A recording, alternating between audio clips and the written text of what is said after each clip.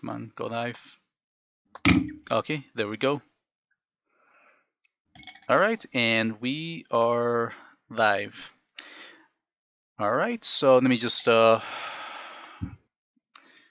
guess we can start, man, if you want. It's up to you. Yeah, just start the thing and I'll just add in when needed. Yeah, go ahead, man. You can go ahead and talk. So why don't you just do like a quick little introduction, just like about you, man. Talk about your channel, your love for anime. Right. Hi, I'm Biogundam. I make anime shit. I write reviews on Mal. I'm in a few podcasts. Shout out to the Light Novel podcast. All light novels are garbage. And I'm friends with the Ohio guys for some reason. I mean, I just know them through a friend of a friend of a friend, and I'm just here doing shit. So, yeah. You know, I just make shitty videos that no one really cares about. Like, I just like make. I guess I just make anime and manga and light novel related content on my channel. Like I just make stuff. Like it's just like, you know, I'm just there if you like that kind of shit. So, Bio, you know, since we've kind of like a little network going, you know, through our buddy, an average SB, or who used to be known as an MA addict back then.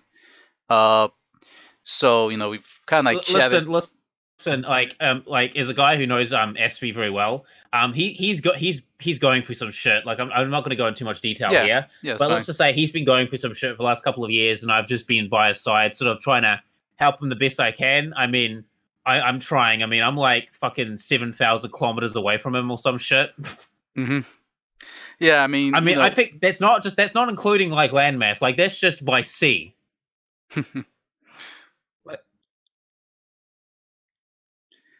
I mean, I'm just saying, like, you know, I just want, like, you know, these, you know, give it a bit of credit to, you know, to him for, you know, kind of getting us, like, connected, you know. And, you know, I just did not know about you until, you know, he came around, mentioned you, and I saw some of your content, like, okay, this Biogundam guy, you know, he's interesting, you know, he's got some interesting things to say. So, you know, now we're here doing a podcast, you know, for the very first time. Yeah, it's a really weird thing of how, like, in real life, I do get involved in, like, these cliques and groups, but in, like, online, I get, like, involved in these cliques and groups without really doing anything. Like, there's a couple of podcasts that I'm a part of where I didn't even go to specifically join them. It just kind of happened. Like, shit just kind of, like, happened. Like, all this shit originally started because I wanted to be on a podcast with that anime snob, and it led to one thing to another. It ended me meeting Pause and Select. It ended me meeting SB because I that's how I met SB. I met him through Snob.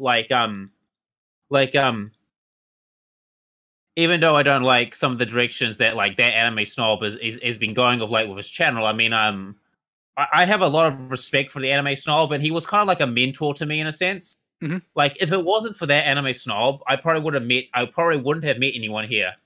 Like, I would have like had this wide selection of online friends that I do. Now, Mm-hmm. you know, some of them some of them we kind of just like fade away and don't really go much. But I mean, for over the last like 5 to 4 years, I've been involved in this community. I mean, I tend to have a consistent level of people. Like, there's quite a few people that stay around, like Lone Crit and SB. Joe from Pause and Select. You know, I talk to him sometimes. A couple of them have fallen aside because, you know, real life and shit, and we just don't have much in common to talk about much anymore. But, you know, it's, you know, I've met some interesting people. And while a lot of people may hate the anime snob, I think the anime snob is kind of essential for keeping people, I would say, intellectually honest. Mm-hmm. Like, I mean, I disagree with most of the stuff I disagree with most of the stuff he says, but I think that anime snob in like his core essence is trying to have people like think, like think, man, think, like think about what you're watching, like really think about it. And I think the anime snob sort of started that for me as well when it came to anime. Like, I wasn't like super like when I first got into anime, I wasn't like super critical of things, but there were some things I was kind of like, you know, this is kind of bullshit, or, you know, that just doesn't feel right. Like, and it took a while for like the gears to really start turning and stuff, to sort of develop a bit more of a critical mind when it comes to media and stuff. Now, on the bad side of it is that I find it hard to enjoy shows more. Now, it isn't just because I've watched a lot and read a lot and shit like that. I mean, that plays a part of it, but also in like the back of my mind when I'm reading or watching a series, there's like a fucking checklist that's going in the back of my mind. Like, okay, how's the story? How's the art? How's the characters? And there's like this little fucking checklist going on in my head. And I'm just like, this is kind of average compared to what I've also seen. I'll give that a 5. Art's pretty good, fairly decent, very standard. I'll give that a 6. Characters, they're all right. Oh, this has really good characterization. Oh, it's getting into psychology. Oh, it doesn't sound like pretentious bullshit. Oh, sweet. I'll give that a 7. Like, I always have that running in the background in my head. Like, the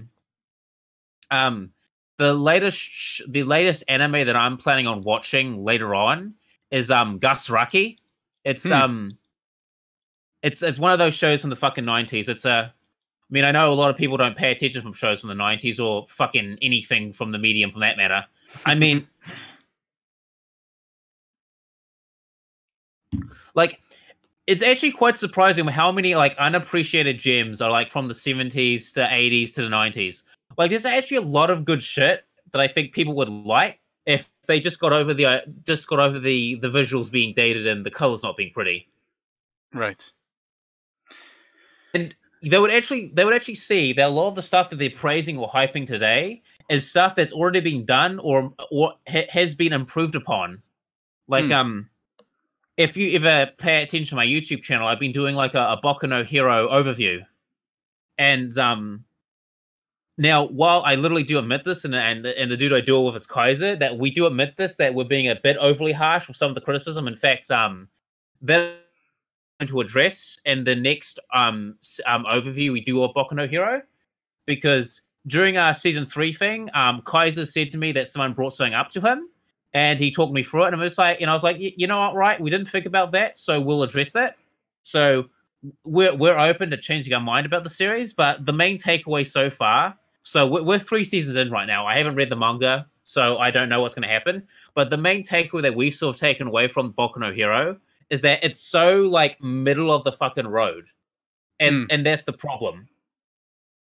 Like, it could be more, and it pretends to be more, but it doesn't. It just doesn't work, and it doesn't work. Like, I've seen shows like Yu Yu Hakusho, Hunter x Hunter, and other shonen shows that really not exactly elevate the genre, but they do something more interesting with the genre. Now, Boku no Hero is in essence interesting in itself. Like, you have a society about superheroes and how superpowers have become a common thing, and you have villains and stuff like that, and you have Superhero Academy. I mean, it's very fascinating and it's very interesting. But the problem is it just fucking falls apart. Like, there's a lot of things that makes no fucking sense. And listen, Deku isn't exactly the most inspiring main character, okay? Like, I understand why he is the way he is, and you're supposed to grow because that's the thing with pussy main characters, okay? Like, there's a lot of room to grow. There's a lot of room to grow, and this is a bunch of shit that just goes wrong. Like, one thing that we addressed in season 3 is that, like, so throughout the show, he is throughout the show up to that point, he's been emulating All Might too much. All right, like, All Might keeps on saying, "I'm like, dude, you're not me. Like, stop pretending to be me. You've got to develop your own style and stuff like that."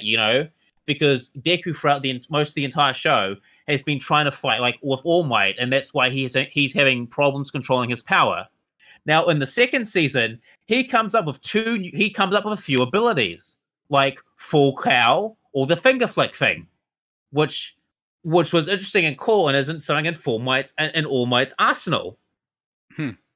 But the straw that really breaks the camel's back is that, so throughout the series, he is badly damaging his arms and fists. Like, his arms and fists are becoming cracked, and he's literally being told that if you keep doing that, you'll lose the ability to use your arms and shit. All right, and that's pretty fucking serious.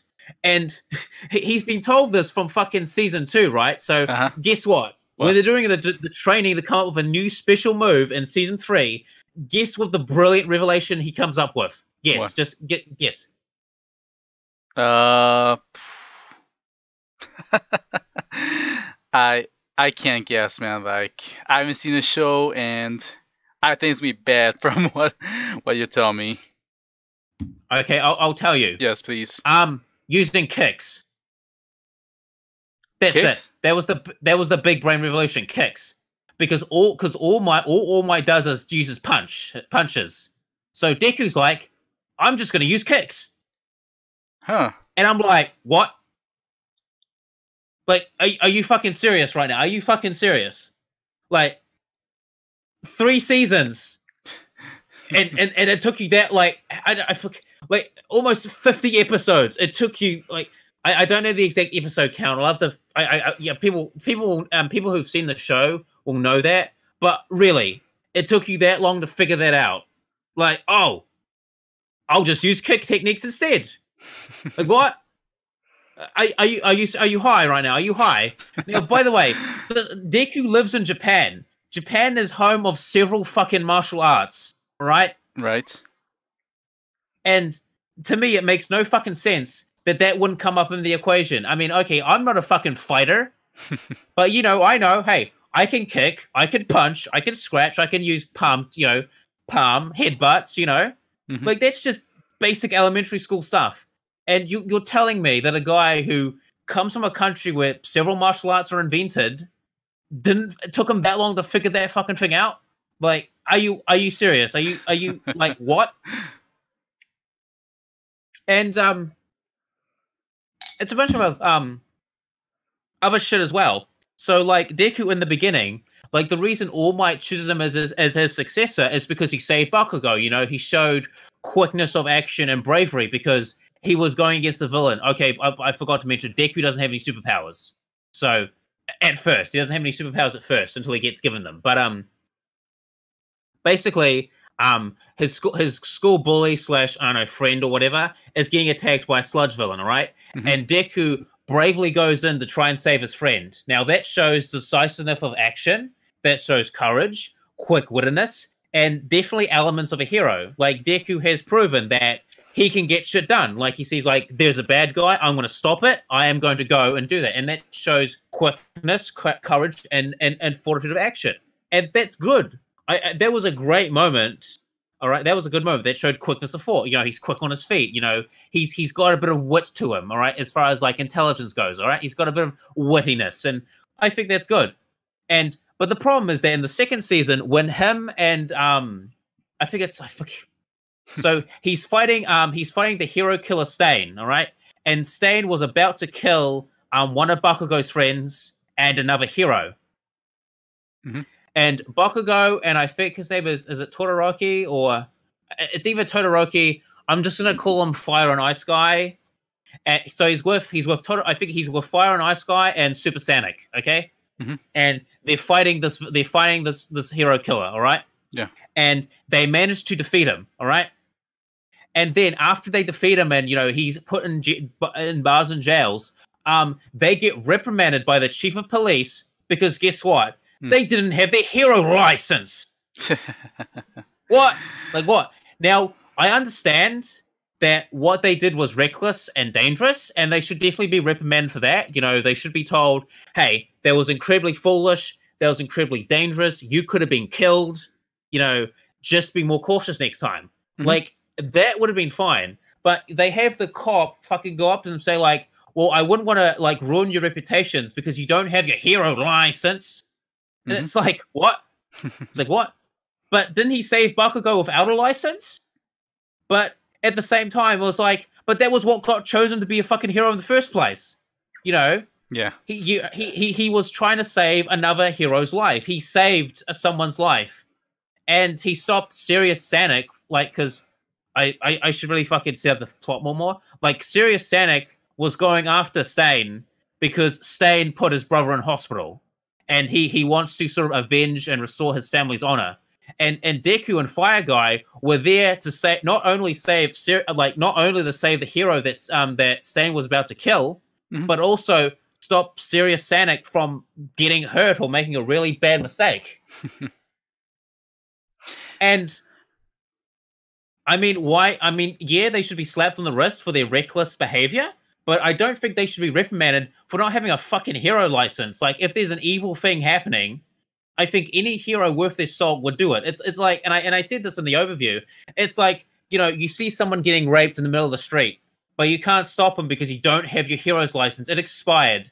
So you're talking to the villain and say like, yeah, just stay right there for an hour. I have to go down to the hero license DMV, get it renewed and stuff, and I'll be back here in an hour to stop you. Well, by the time that hour's up, well, the guy has already like raped the person and probably slit her throat, and he's fucking far gone. And on the news, will say like, rape victim murdered on the street. Oh, where were the heroes when they need them? Well, they couldn't be there because the hero license expired. I mean, how bad would it be to save an innocent life without your hero's license? That's the one thing I did hear about the show, about the whole hero license thing. And I have seen it get picked, fun of, or has the memes on it. And you're right about the whole, like, what's the point of having a license when danger can happen any moment? And I think you hit now. I get it why they would have the license. So it's like you have a license, like you are a trusted hero, and it's like if someone vouching for you, like that this person knows what they're doing. I get that thing, but it's almost like the lack of fucking common sense. Like if I have a fucking hero, like say I'm a hero in Boku no Hero. Let's just say I'm out on patrol. Okay, let's read back. Let's say that I'm a hero in Boku no Hero, and I happen to be off duty. All right, I'm going shopping. I'm doing my groceries. I'm off patrol. My license has expired. I'm going to get that renewed next week. All right, but I'm kind of busy because I've got shit to take care of. And I see a mugging, or I see a bunch of thugs, picking on someone. They're being really violent, and the victim is being attacked, and no one else is around, and there's no cops around, and I'm the only dude there. Well, you better damn fucking believe that as a hero, I'm going to fucking lay them the law. Like, I'm going to go down and say, like, hey, you better quit that stuff out or things are going to get dangerous. And if they don't fucking back down, then, shit's going to go down, all right? And they're going to get arrested. I'm going to save the person. I'm going to take them to jail and say, like, all right, this is what they did. They attacked an innocent civilian. They did this. And I, as a hero, I did my job. I have detained them. Police, you're ready to process them. And then the police chief say, like, oh, can I have your hero license, mate? All right. It just expired an hour ago. I'm sorry, we can't arrest these people. We can't detain them for obviously doing a crime. I think, and again, it's just my opinion. I haven't seen the show. It sounded more like maybe like a gimmick for the sake of the show, so that way it has like a comedy aspect. But it doesn't really work on a show like this if it's trying to be, shonen. It's gonna be trying to be more dramatic. This would fit more of a satire hero comedy, if that's the direction they want to go to. But I mean, One Punch Man did that to an extent. Like Saitama, before he joined the Hero Association, like a lot of the stuff that he did, it wasn't even credited to him. Like they just credited it to the nearest Joe Schmo in the area hero. Mm-hmm. And that in itself, I think was a bit of a parody of how they're letting rules and regulations, stop people from doing what is right. Now, I know this is kind of like a chaotic good kind of argument if we're using like the D&D analogy, like, but if someone is doing a bad and someone like if people are doing a bad, then you should stop them because evil only thrives when there's no one to stop them. Mm-hmm. And there's another couple examples of just lacking common sense as well. Like, for example, in the third season, when the camp gets attacked by a bunch of villains and shit, all right? Yeah. They're training in the middle of the mountains. They're in a secluded area. And, the villains are attacking. They're trying to defend themselves. And about a couple of episodes into the fucking battle, into the forest and shit like that, the teacher's like, because one of the tutors or one of the people that are there to help them has like a telekinesis power, and they can speak to all the students at once and shit like that using telekinesis. Mm-hmm. Like one of the main teachers like touches her feet and touches her so he can transfer this message and say like, "Okay, students, you all have permission to fight." I'm like, what? But they're already fighting. They're trying to defend themselves, and it's just like, I don't think it needs to be fucking said that they have permission to defend themselves. These are fucking villains that are going to try and kill them. Like, what are you going to do? Let this guy stab you to death? It's like, I'm sorry, bro. I didn't have permission. Oh, no. He didn't have permission. And then, out of nowhere, permission comes. fuck yeah, I've got permission. Punch, I beat the villain. Like what? Like what about fucking self-preservation? Like, yeah, I'm gonna let this person stab me because I don't want to get I don't want to get scolded for defending myself against these like sociopath serial killers. Like, fuck off, man. Like, fuck off. And another thing that doesn't make much sense is why the fuck are they not teaching martial arts in schools? Because all the fucking professional heroes know at least some martial arts. In fact, one of the fucking pro heroes, one of the I think it's Uchaka, Gravity Girl, like one of the pro heroes that she does she tempts with, like that guy teaches her martial arts, all right? And in the third season, when the villains are attacking their training camp, that martial arts actually comes in handy. Like, she's being attacked by Toga, and she manages to flip Toga over and incapacitate her. And she didn't have to use her powers. And it's like, wow. It's almost like martial arts is, like, really practical, or knowing some sort of fighting style is, like, super practical. And if we want to go back to Stain, I mean, Stain's ability isn't really that, all right, Actually, I'll go back to another thing before we move on to Stain. So another thing that breaks all common sense is the fucking hero tests themselves, okay? So what the hero test is that you basically have to smash a bunch of robots and get points and shit. Now, Deku managed to get around this fact because he managed to save Uchaka from danger, which gave him enough bonus points to pass, even though he didn't smash that many robots, okay? But what's really annoying is that there's plenty of other people with quirks that aren't offensive, that can't be used to an offensive capability, that would be super fucking useful. There's a character in season 2 that gets introduced known as Shinso, and guess what he can do? He can mind control people. Like that. He's like instant genjutsu. But guess what? He gets stuck to the fucking sidekick course or some shit, because guess what? He can't smash any robots.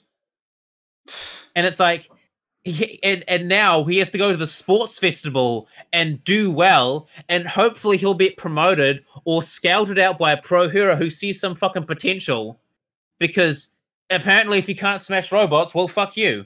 But it's like, how impractical is that? This guy can mind control any fucking villain. He can interrogate any fucking villain and make you do whatever the fuck he wants. Like, all he has to do is mind control someone, and it's like, hey, villain, give me your secrets. Okay, hidden bases over here, hidden bases over here. I've got a contact that sells drugs over here. Oh, man, this is really useful information. Hey, officer, write this shit down. All right, drug bust here. All right, we'll get the SWAT team on that in 2 hours. That's fine. But because you can't smash robots, it's like, nah, fuck you. You have to work extra hard just to be... I mean... It's an academy, right? They're in an academy, not a school, not a high school, but in academies, the point is they will find you like a specific section where you're good at. You know, they make sure that, you know, what you're doing, your skills will be validated, you know, based on what kind of tasks they give you, not put you in the same, you know, the same tasks or the same like playing field. But they don't do that. They don't do that, okay? They only have a few classes. They have the main 2 hero classes. Oh, God. And then they have, like, I think a general class, and then, like, a fucking hardware class where you have people who make gadgets and shit. Actually, let me just double-check this. I need to double-check this quickly. I don't want to get my facts wrong. Boku no Hero courses. That sounds really, you know, inefficient. And you know, again, academy, like, they're supposed to educate you. They're supposed to craft you, hone you, you know, sharpen you for okay, I found skills. let me go find I've got the Wikipedia right up now. I just need to double check because I know they have a few classes. All right, okay. Right. So they have like a couple of classes like for the school groups, you know, you got Deku's class and B class and shit like that. So so they have departments, all right. So they have the Department of Heroes, Department of General Education, and Department of Support, and Department of Management. So I'm just going to read these out right now. So all the school, they have all the general stuff. Like, all departments teach the general shit, like Japanese, math, science, foreign languages, that kind of shit, okay? And the other 4 classes are for the more specialized courses. So this is what they have. Mm-hmm. Students learn everything they need to know to become excellent heroes. So this is the Department of Heroes. Students learn everything they need to know to become excellent heroes in service of the community and work towards the qualifications necessary to be allowed to use their quirk in public spaces. They are trained in battle, first aid, and all manner of heroic lessons. Okay, so this is classes A and B. Now Shinso is in this class. Students who don't make the cut for the hero department are included in this department.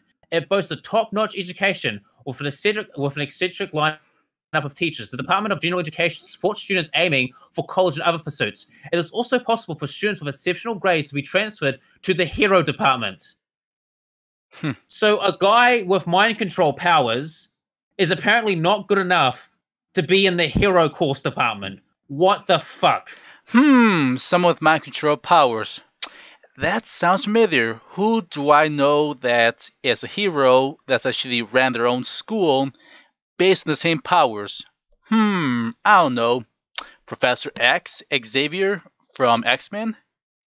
Huh. Ding ding, class. Okay, so let me continue. Okay, so they have the Department of Support and Management, which I think now these two schools, these two classes or courses, I don't have a problem with because it's fucking practical. Okay, like Department of Management, this department focuses on all aspects of heroic business, from founding and managing hero agencies to executive producing heroes. They even do hands-on lessons in venture capitalism. I think that's practical because if you're a hero or a public figure, like I think it's good to have like a hype man or someone to sort of like say you're not very good at speaking with people. Like you need someone to deal with the press or someone to say like, okay, he tried to save you. You know, he's a bit socially awkward. It's not his fault. He's trying his best. Like, give him a chance. I think that's practical. You know, marketing, that's practical. Mm-hmm. And Department of Support, that's practical as well. Like, what does this department do? Students in this department focus on developing support equipment that help heroes out on the battlefield, with a workplace stocked with the brim of all sorts of executive tools. Like, that is super useful. Like, they could make you armor, weapons, tools, like fucking like Batman. Like, you know, have a boomerang or the bat utility belt. Like, these are super useful. And you could have students that don't exactly have offensive quirks, but they can make stuff. Like, or say you had like a character who had like the abilities like fucking like Eric Elric from Full Metal Alchemist. Like, they can just make shit out of shit. All right. And they don't want to be a hero. They want to be a support person. You know, they want to make stuff. They want to be like a blacksmith. You know, they want to make stuff. It's like, hey, Mr. Hero Dude, I really love you. I want to make a sword for you. And the hero's like, oh, sure, make me a sword. It's like, oh, this sword's really fucking cool, man. It really fits my style. Oh, you know, I can make you a costume too. Oh, man, this costume is really super stylish. I like it. It fits my aesthetics. Like, this is really cool. Thank you, Mr. Support Class person. Oh, thank you. Do you mind if I be like your person who makes gadgets, you know, make you vehicles and stuff you need, fix your clothes? And the hero's like, yeah, sure, I could need that. Thank you. Oh, thank you. Like, that's practical shit, all right? That's practical shit for what the show's established. You know, these heroes are like public celebrities and figures. Like, that's good shit. But it's like, but Mr. Guy with mind control powers, I'm sorry, because you can't smash robots, fuck you.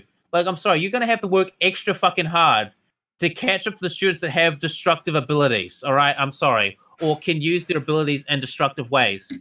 And by the way, just because you have abilities that are more applicable to combat or more destructive, does not mean that you'll be good in combat. And Stain is a great example of this. So Stain, the hero killer, he has an ability called blood curdling.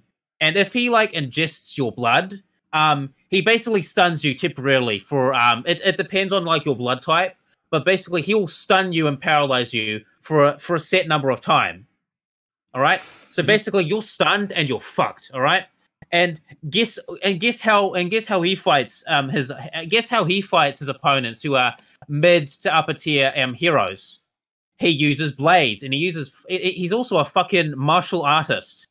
Like, if a fucking hero killing serial killer can learn fucking martial arts and just kick a lot of and kick pro heroes. Now, granted, he does take them by surprise, and his ability to stun his opponents, I mean, that is pretty fucking, like, there's a horrible combination to go up against.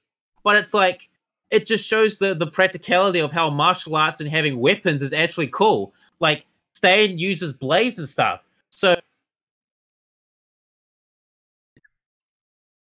Oh. Did you cut out? Oh, what happened there? Dude, you're right. Yeah, You cut out for a second. was me. Oh, It's fine. I finished my stain rants, but it's like so a show with Boku no Hero, basically in essence, is there's a lot of things that just isn't practical and makes less sense the more you think about it. Now, there's some things that I can forgive, like Deku, sucking All Might's cock too much, and worshipping him too much. Like I can forgive that, and I can forgive the fact that he has this really like narrow mindset at the beginning of his journey. All right, I can forgive that. All right, I can forgive a lot of things about Boku no Hero, but it's just the lack of common sense and just some of the shit that just doesn't fucking work. And there's a bunch of more other examples, but my throat's gonna get sore, and I don't want to make this all about Boku no Hero. Like, just watch the videos I made about it. Like, and if you have any problems, just write in the comment section, and I can address that later. But there's a lot of there's just quite a few examples of just things that are just impractical. Right. Like just like any other show or other medium, there's always gonna be problems. Yeah, like it's not practical, all right? Now, if you want to talk about a shonen show that's a bit more practical, I would say Naruto to a certain extent. Mm-hmm. Like, because in Naruto, they literally teach all the students what they need to know, and they give them all the basic training. They take them on missions so they get experience. They test them. They do a lot of practical stuff. Now, even though Naruto and it's and the later basically becomes fucking Dragon Ball Z with magic eyes, like a lot of the stuff the ninjas, like the students were taught, is very practical. And what's also amazing about sort of like Naruto is that like you have specializations as well for ninjas. Like you have specializations. Like if you're not good at one thing, you'll find your niche, all right? Like everyone will find their niche in Naruto, all right? Like for example, like Rock Lee, he can't do he can't do genjutsu or the chakra stuff. Like he's basically a martial artist. Like the only like ninjutsu shit he can do is stuff that involves like physicality and combat and stuff. All right, but he's still a pretty good ninja. Like he's a very effective combatant, and he's decent at what he does. All right, like he's found his niche. Like he isn't he isn't as strong or as powerful as say someone like Kakashi or or Sasuke, who are a bit more all rounded and more general based. Like he's not as good as them, but in Naruto, you're gonna have your niches, and the village will and the ninja villages will use that. Like it's like, oh, you're a close combat specialist. That's great. You can go on this fucking mission because we need someone like you on that mission. I was like, oh, you're really good at fucking genjutsu. Oh, we need you to interrogate this guy. Like they put you the practical uses, and they teach you all you need to know as a ninja. Like they teach you deception, stealth, tactics, deceiving. Like in the earlier editions of Naruto, like they had to use their heads and be smart and stuff because the other ninjas weren't just gonna fucking spare them. Like they don't fuck around. Like if you fuck up, you die. And that's sort of one of the aspects I liked about Naruto is that how it did take itself seriously to a point. Like if you fuck up on a mission, that could cost you your life or your teammates. Now, and another thing that's pretty practical is that they put them into teams where they'll play off each other as well. And they'll also pair them up with an experienced ninja that knows what they're doing as well. So it's like they're learning from that guy. They're learning from him while they're learning on the job. And it's very practical. Like, would you agree? Wouldn't you agree? Yeah, no, definitely, man. I would agree with you. And there's also a big emphasis on teamwork in Naruto.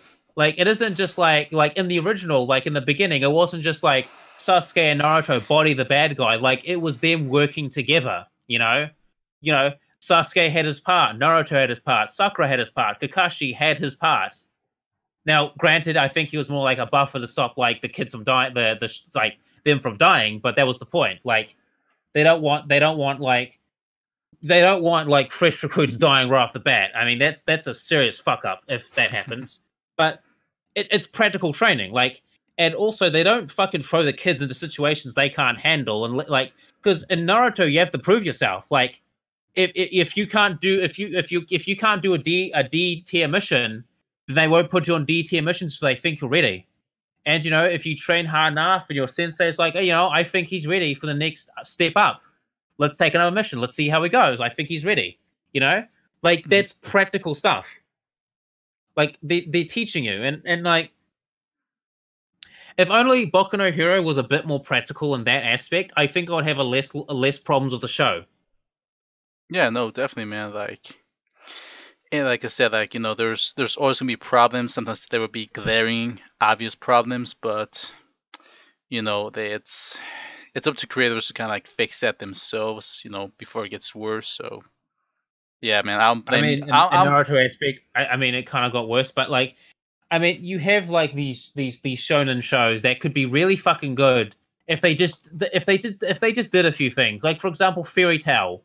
It's now the story is kind of fucking all over the place, but like if they actually killed off half the cast, or at least killed off some of the characters, I think it would be like a 10 times better show. Like there's situations where they should have fucking died. Like there should have been situations where characters should have died. Now, I don't mind if there's like there's like a thing where they nearly die, and it's a big moment. It's like, oh my god, they're not dead, and it's a big friendship, hugs and shit. It's all a good feel. I don't mind if a show does that every now and then. That's fine. But there should be situations where characters fucking die. Like if you fuck up in a battle or something bad happens or it doesn't go your way, there should be consequences. And in Fairy Tail, there isn't much consequences. And and like talking about a show that has consequences, like Legend of the Galactic Heroes, it has consequences. Like if any of the characters fuck up even once, that could cost them their lives. All right. Yeah. And just spoilers for Legend of the Galactic Heroes, like one of the main characters dies like 2/3 through the show. Like one of the main protagonists dies. And the last main protagonist, he dies at the end of the show. All right? Mm-hmm. Now in Legend of the Galactic Heroes, it does more like a grand narrative kind of approach where it's not about these guys' it's not like you're following Reinhard and Yang Lee's story per se, but it's more like you are following it has this like grand narrative to it. You're not exactly following their story, but it's like you're following their story and the people that are involved in their story kind of thing. Like even though those two are the main protagonists because they're the main, they kind of are the focus. Even they are not immune from death. Mm-hmm. And like a lot of the deaths that like and it's even with the supporting cast as well. Like a lot of the supporting cast die, and it isn't for shock factor. Like some of it is it's a fucking surprise. Like just one fucking thing happens and they die. Like and you feel the consequences of that. Like yeah, it's trying to be more realistic with these consequences. Yeah, like and I'm not saying like realism of it has to follow like our laws exactly, but realistic in the same thing of like X happens, so Y or Z should happen. All right, like in Legend of the Galactic Heroes, and I'm gonna spoil it a little bit. Like in like half, like at least 1/4 through the show, the main character Reinhard, he loses his best friend. His best friend dies protecting him. All right. And there's a thing that haunts him till the end of the show, like, and it's one of the things I think it's like one of the things that sort of led to his it didn't lead to his death, but it definitely made it more obvious in the long scheme of things that this would be one of the things that would take the wind out of his sails, as they say, because. If you ever watch the original Legend of the Galactic Heroes, you'll get you'll know what I'm saying, but you'll get it. But like that was a big consequence. Now, what Reinhardt did, what he was doing, like he did win, but the cost was that he lost his best friend. Like he lost someone that was precious and dear to him. And while Reinhardt got what he wanted, he lost his best friend, and some of the admirals or some of the people under Reinhardt's command, like even they miss this guy, and they're like, "Oh, if only he was here." Like as the show continues, like there's scenes where it's just like, "Oh, if only he was here. I wonder how this would have changed. Like, could we have prevented this?" And there's other characters that die because one of their comrades like fucks up or something like that, or something bad happens in a battle, and they feel the loss, that consequence. Like one of them's like, one of the admirals dies, I think it's in the third season or something like that. And it was one of the admiral's fault because he didn't back him up or support him in time, and he rushed into battle. And when he's groveling at fucking Reinhardt's feet, he's saying like, "Reinhardt, please fucking forgive me. It's my fault. You know, I let my comrade down. I let him down. I let you down. I brought shame and dishonor on our army." And Reinhardt's like, all right, you will be punished. Like, now it wasn't like a serious punishment because it could have been like, you know, he got detention and stuff like that, and he definitely got, I would say he lost a lot of respect from like the other admirals and stuff, but that was a punishment. It's like, you know, a comrade died, you know, a good comrade, a good commander died because of your mistakes, and you are going to pay for it. Now, obviously, I'm not going to kill you because, you know, you're a good commander, but I'm going to spare you that because you're a good commander. I will spare you. Like, I'm not going to kill you or execute you or kick you out because you are a good commander. Because of that, I will spare you further punishment, but there will be a punishment. There will be a consequence to this action. And there was. You know, he gets punished. Mm-hmm. And it's realistic. Like, if you're a higher ranking commanding officer and you let a fucking other commanding officer die, and it's something that you could have prevented, but you couldn't because of your fuck up, like, that should be punished. And it did get punished. And you see other examples of this in Legends of the Galactic Heroes, like when they invade the Alliance, like the dude that was sort of like in charge of the Alliance, or one of them, like he gets executed by his own men. And do you know what Reinhardt does? What? He has him executed. Huh. Yeah. He's he either gets them killed or throws them in jail. Like, it's like, you guys have no tact. Like, you should have stayed with your commanding officer till death. Like, and because they thought that if they killed their commanding officer, Reinhardt would spare them and give them positions because he's taking over. But no, he's like, no, you don't have any tact, you don't have any loyalty. Like, why would I need you? You betrayed your commanding officer. Like, you get punished. He sounds like Genghis Khan, because Genghis Khan did that in medieval history. He would punish subordinates for doing the same thing. Yeah, well, and one of the admirals that he had in his sort of like in his like power base was a guy that he formerly fought against. But guess what? That guy didn't betray his commanding officer. You know, like with that guy, like the battle was over, he surrendered. Reinhardt's like, all right. You know, I know that we're enemies, but you're a good, competent commander. You did the best what you had. I'll make you an admiral. I'll have you as one of my generals. And a guy's like, okay, cool. You know, and that dude that was spared by Reinhardt, like he is a very good. He becomes a very good commander because Reinhardt's like, well, we may have been enemies at one point, but you know, you're a good commander. And Reinhardt does the same thing to Yang Li. Like, him and Yang Li are fucking bitter rivals. And like Reinhardt, like fucking for the third season of the show, is just like, hey, join like fucking like fuck the Alliance, like join my side, I'll make you a high admiral. Wow. Yeah, he wants one of his greatest rivals to be his and to be his he basically wants him to be his subordinate. Like, he says to Yang Li, like take like I want you. And if that's not sweet, I'll take any of your subordinates under my wing. Like, you can have your own subordinates. It's like, you know, like, hey, you know that you know, you can take Julian, you can take that guy, you can take Dusty. Like, I don't care. Like, you want to be like, oh, because so basically in the third season, there's basically the Alliance tries to throw Yang Li under the bus. Like, they basically try to make a martyr out of him, and he basically leaves the Alliance and basically has like his own fucking little militia that he joins forces. Basically, Yang Li becomes like the figurehead of like this anti like empire fucking militia. Not he didn't do it by choice, by the way. He was kind of like rafted into it. Well, it just kind of just happened, all right? It just kind of happened. And Reinhardt's like, as he's like invading the Alliance and shit like that, he says to Yang Li, like, hey, like, fuck the Alliance and fuck these, like have your militia troops join my forces. Like, come work for me. I'll give you a high admiral position. You can keep your troops. Like, they can, you know, they can just swap uniforms. Like, you know, swap uniforms. Like, come work for me, be a subordinate. And it's not like this doesn't have any ground in actual reality. Like, there are plenty of fucking generals that have actually had there are plenty of people who have had like people that they fucking fought with or nearly killed each other over, like, be their fucking subordinates. All right. And ironically, those subordinates actually deliver loyalty results, and because like the best friends, like the best allies you can have in a war is former enemies.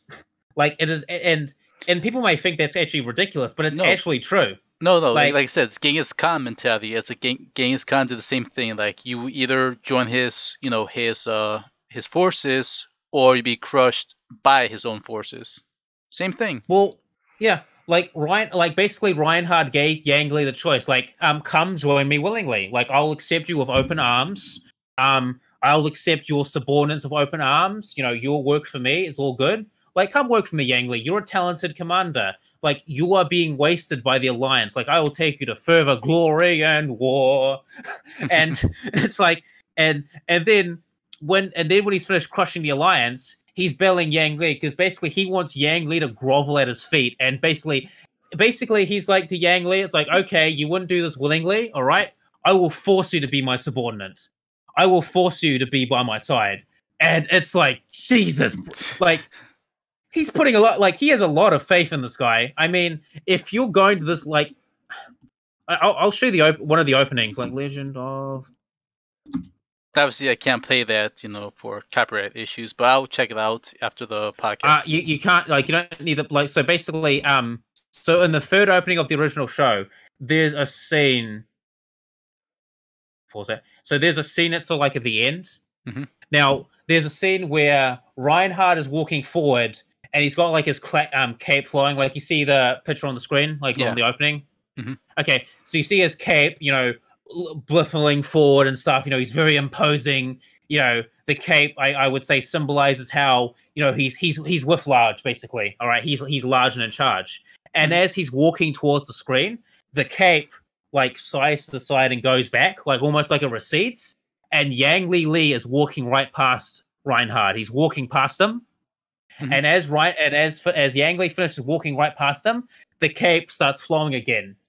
And then both him and Reinhard and Yang Li like turn and look at each other. All right? Yeah. So it is like now I think the symbolism is pretty obvious. Like, what do you think the symbolism is? I just want to ask your thoughts before. What do you think that means? That signifies? You mean when they both approach, or when Yang Li is approaching Reinhard? Mm-hmm. Yeah. His cape recedes. Yeah. All right. And then when Yang Li goes past, his cape goes back to flying again. And then they both turn around. They both turn their heads and look directly at each other. Mm-hmm. What do you think that symbolizes? Because I just want to ask you what you think that symbolizes.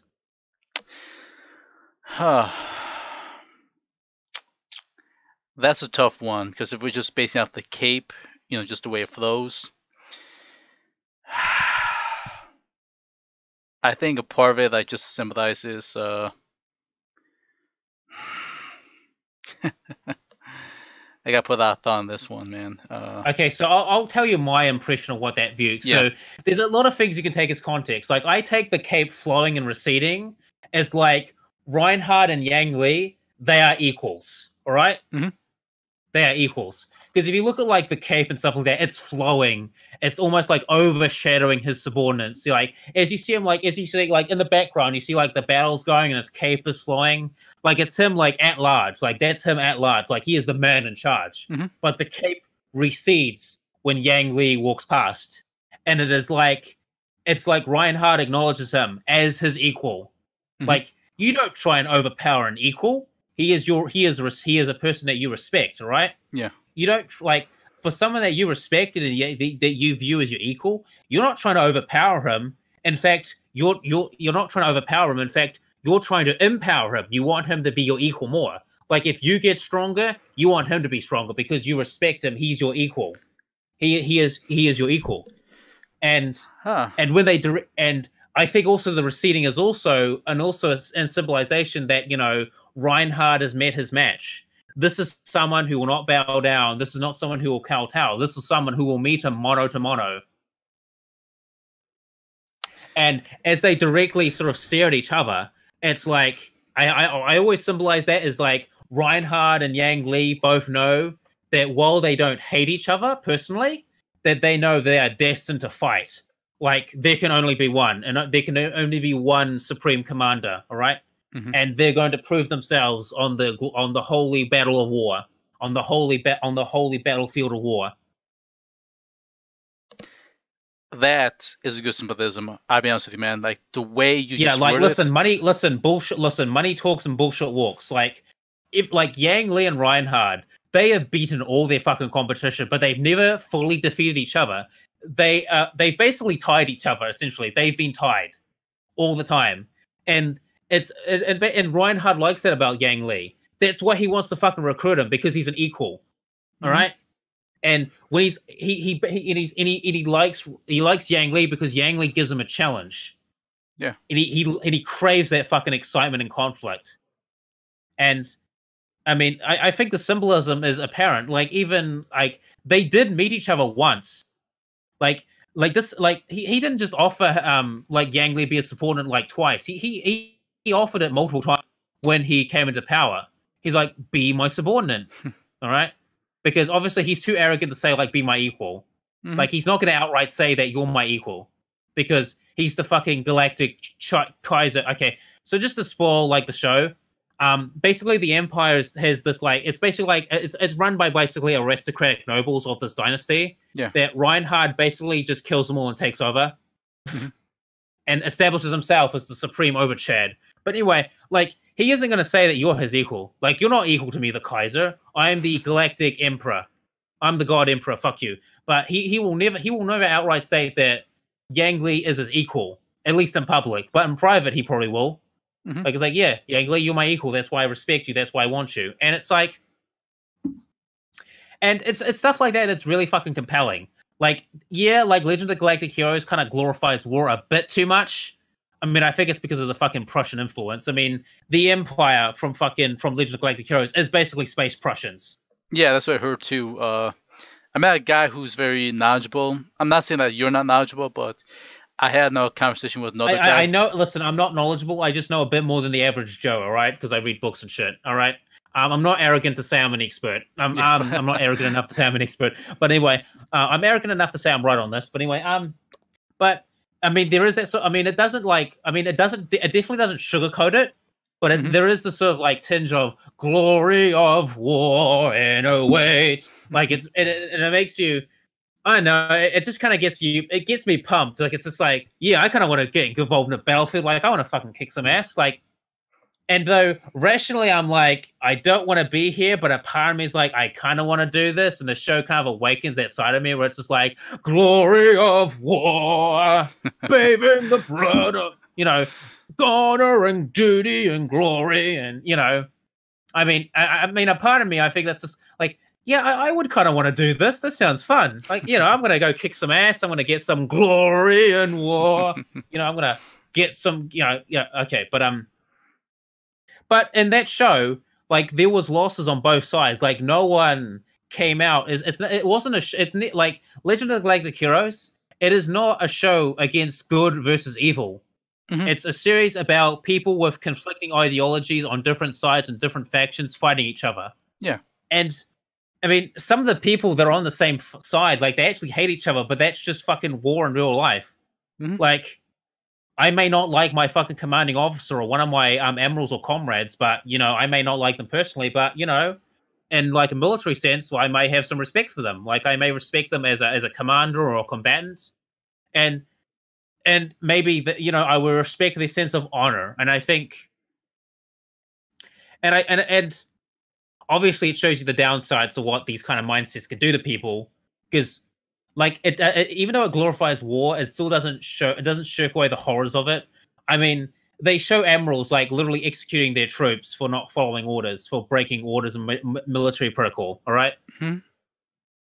And I think that's realistic. And Yeah. though I may feel bad for the grunt soldiers that got executed, but they did it bad. They like literally the commanding officer. His name is I think it's Wolfgang, or he's known as the Gal Wolf. Like he literally said to them, like, as we're invading, no looting, no raping, no pillaging, and if anyone who does that, well, I'm gonna get you. You're gonna get firing squatted. And what did some soldiers do? They raped, pillaged, and looted. And the guy said, "Well, you disobeyed my orders. Firing squad time." And the Yeah. commanding officer's like, "No, spare them." He's like, "No, they disobeyed orders. Firing squad time." And literally, he was there when they were doing the firing squad. Like, he was there watching it. Like, he was right behind the firing squad as they were doing it. Mm-hmm. You know who this sounds like too? Sun Tzu. He said the exact same thing. If a commander gives an order to his troops and they don't obey it, then it's up to the commander to readjust himself.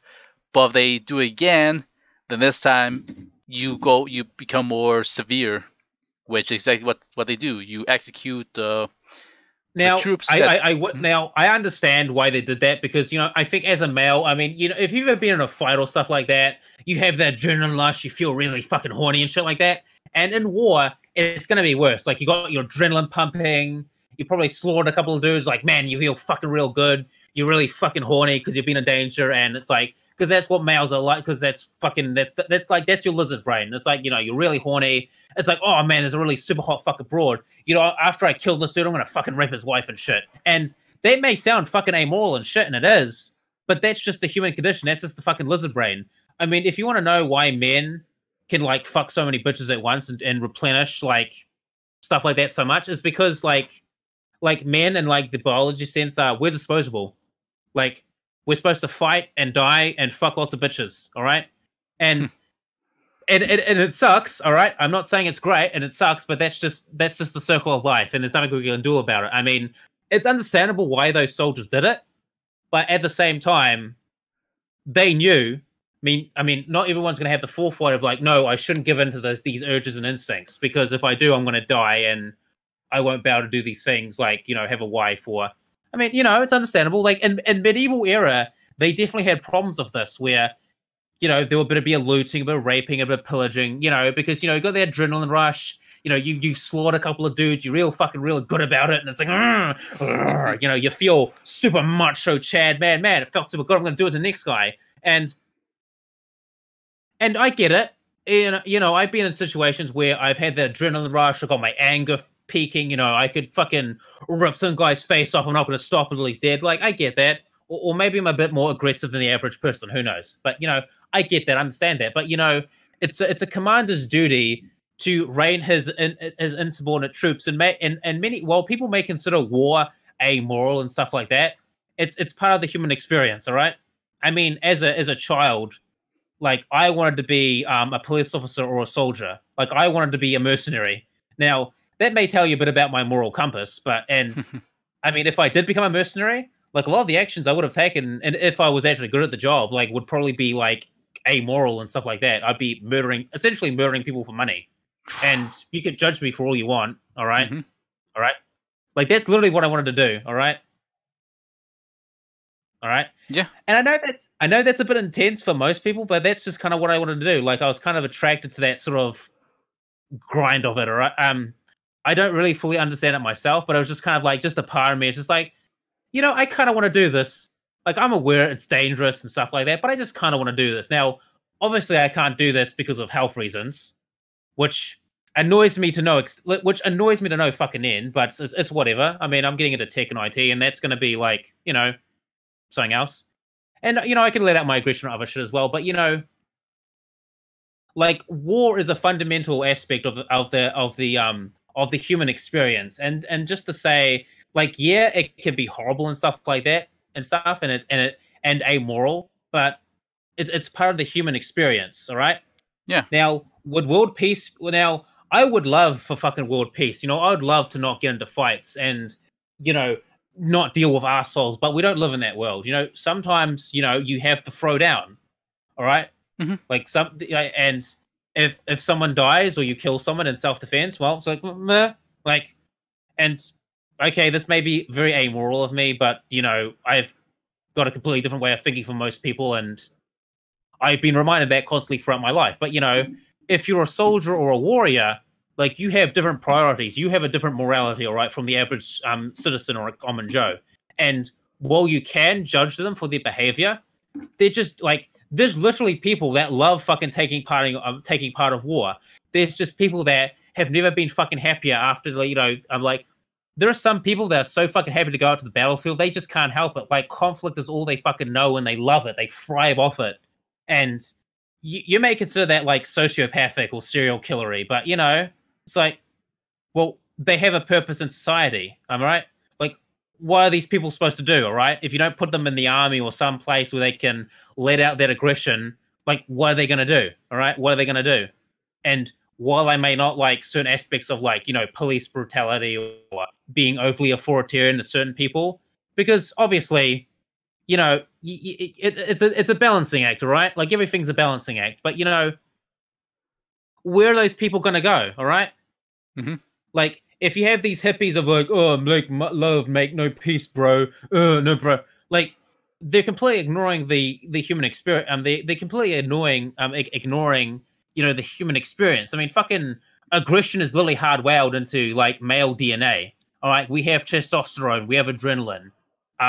We gain muscle mass easier. All right, mm-hmm. and I'm not trying to make this like a fucking like, oh, females can't fight or women are useless kind of argument. But like if you look at men, we're more designed for aggression and more physical activity. And by the way, when I say men are more designed for it, I say they're more biologically able to do it. And I'm not saying that women can't do it. They can.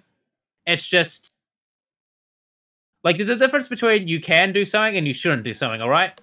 Yeah, you mean it's more like the genetic makeup in the human structure. Yeah. That's why. Yeah. And now that may be a radical opinion, and some people in the comment section may be calling me, oh, sexist or stuff like that. But it's a biological reality, all right? Like men are more talented at some things than women, and women are more talented at some things than men. That's just how it works, all right? And all right, there's nothing fucking wrong with that. All right, there's nothing wrong with that at all. Like for example, women are more empathetic than men. They're more supportive. They're more nurturing. All right, men are more protective. Like and what else? Men are a bit more. We're better at more physical labor and stuff like that. And hey, ladies out there, if you want to be like a fighter or a boxer, or you want to fucking play football with the lads and chads, go ahead, be my guest. But just be aware that because you're a woman, it might be a bit more difficult than other men. And this is just when it comes to like bell curve stuff, all right? Like when it comes to like averages, it's kind of up there. Like it's kind of equal, kind of not. I mean, in some aspects, but it's just biological reality, all right? Mm-hmm. And I'm not trying to be sexist or anything like that. I'm just saying that like men and women are designed for different things. No, I'm not one of those people that's going to say like, oh, we need to go back to a safe patriarchy, like women are out of control, or #MeToo, because or like, oh, men are just like if you don't like cuck men, they're going to be like evil, dominating monsters. Like no, like treat people like people. All right. Well, for me, like just so I can add a bit into that, because you know how big I am to wrestling. You probably see my tweets, about WWE. You're into wrestling. You're into real wrestling. I use the same concept. You wouldn't want to see like a man, like a 300-pound man, beating up a like 100-pound woman. That I don't think it's fair. All right. Now, if that woman is like, now, for example, I'm not exactly like what you'd say a strong dude. Like I can probably lift like 50 kgs, maybe 40 kgs, and that's it. Now, against a normal woman, I would probably do fine. Like I just push the bag. Like now. I think you should know about me. I'm incredibly underweight for my height and stuff. All right, so let's just say an ordinary sized woman. All right, it's an ordinary average woman. Like I would probably beat an average woman in a fight. Now a muscular woman, which I like a couple of women with a bit of a six pack and a bit of meat on their bones, like yummy. But like a woman who's like a muscular woman or is like a fucking mixed martial artist. Yes, like she'll kick my fucking ass. Yeah, she'll kick my ass like hands down. Like a Shayna Baszler or a Ronda Rousey, yes, definitely. But nah, literally, it's going to be no fucking contest. It's going to be no contest. Like it's going to be one punch. I'm on the ground, and people will be like, "Whoa, lost to a woman," but she's a martial artist. That's what she's good at. She's trained her body for it. Now, I do push-ups and exercises too. Just to sort of bulk up and stuff like that. So it's also to gain back shit I lost because as a teenager, I suffered from a sickness that like basically took away most of my fucking muscle mass and shit. All right. Mm-hmm. And it was just a really fucking bad time. Like I'm about halfway of gaining the strength I originally had as a young teenager. All right. I'm about halfway there. I would say I'm a little stronger than I was, but I'm not back to full strength.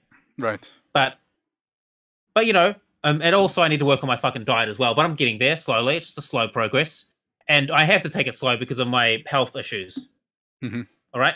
Yeah. And also biology and diet has taken effect. But you know, like that fucking champion boxer, woman, or wrestler is going to kick my fucking ass. All right. No doubt about it. Now, let's take that same scenario. Yeah. Now, say for example, I was also a mixed martial artist too, and I had muscles and shit like that.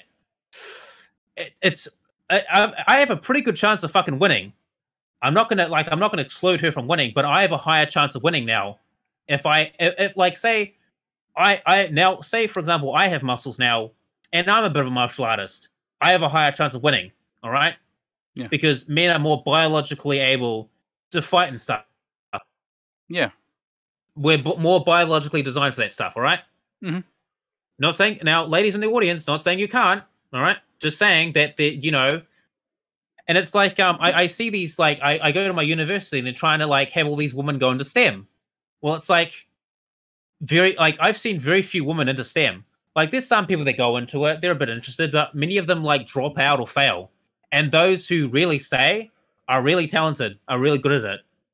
And you know, I don't mind having more women in STEM. Like, you know, if you're a lady out there and you know you don't want to be a housewife and you want to do something for life, like, you know, good job. But you know, if you want to have a career, that's a good thing. You know, clap for you, good job. But you can't have both. You can't have a career and be a mother at the same time. And this is what I really hate about feminism and shit. Like, it's basically lying to these women. It's like basically saying you can have your cake or eat it too, but you can't. All right. Like, if you have a family, like someone has to stay and look after the kids. All right. And you know, like say if you're the go-getter woman, well, just find a house husband. All right. Like find a house husband to, you know, look after the kids and shit and do the chores. All right. Because if you're the primary breadwinner, then your partner shouldn't complain about doing some of the chores because you're out there busting your fucking ass, you know, to put food on the table. You know, that's all right. So go-getter ladies out there, you know, if you're a go-getter and you're doing work and your house husband complains about the fucking chores, well, just tell them that, you know, hey, I'm busting my fucking ass out here. Like, if you're not doing work, then if you want to do less chores, then fucking do work. Then don't go out and get a job, all right? Let me put my input in here. Especially when it comes to, you know, careers for women, like again, whether it be mixed martial arts or wrestling, it's one of the most grueling travelings out there in the world because in the WWE, both men and females, they have to provide their own transportation. They have to buy their own rental car. They got to provide their own gas money, you know, so they can put gas in the car. They have to buy their own hotel rooms. They got to pay for their own plane tickets if they have to go to another country. So yeah, it's not, and you know, like I love fucking female martial artists. Like they are the fucking hottest. Like I'm a really big fan of the fucking Valkyries of old and the fucking warrior women of old, like the fucking Celtic female warriors and shit like that. Like I'm like, oh, why can't I have that? Why can't I date this? I mean, it would be so fucking amazing. You know, it'd be great. It'd be great. I'd love it. And before someone says like it's just no, like I wouldn't mind working with a go-getter because like the type of work that I do, like I'm mostly going to be at home. Like I do IT and stuff, so it's just like, you know, I can do part-time. Like if I say for example, I mean, I'm probably never going to get married because, you know, with sort of Me Too and stuff like that, and to say I'm slightly red pill when it comes to sort of like the woman. Like I'm a bit red pill when it comes to women folk.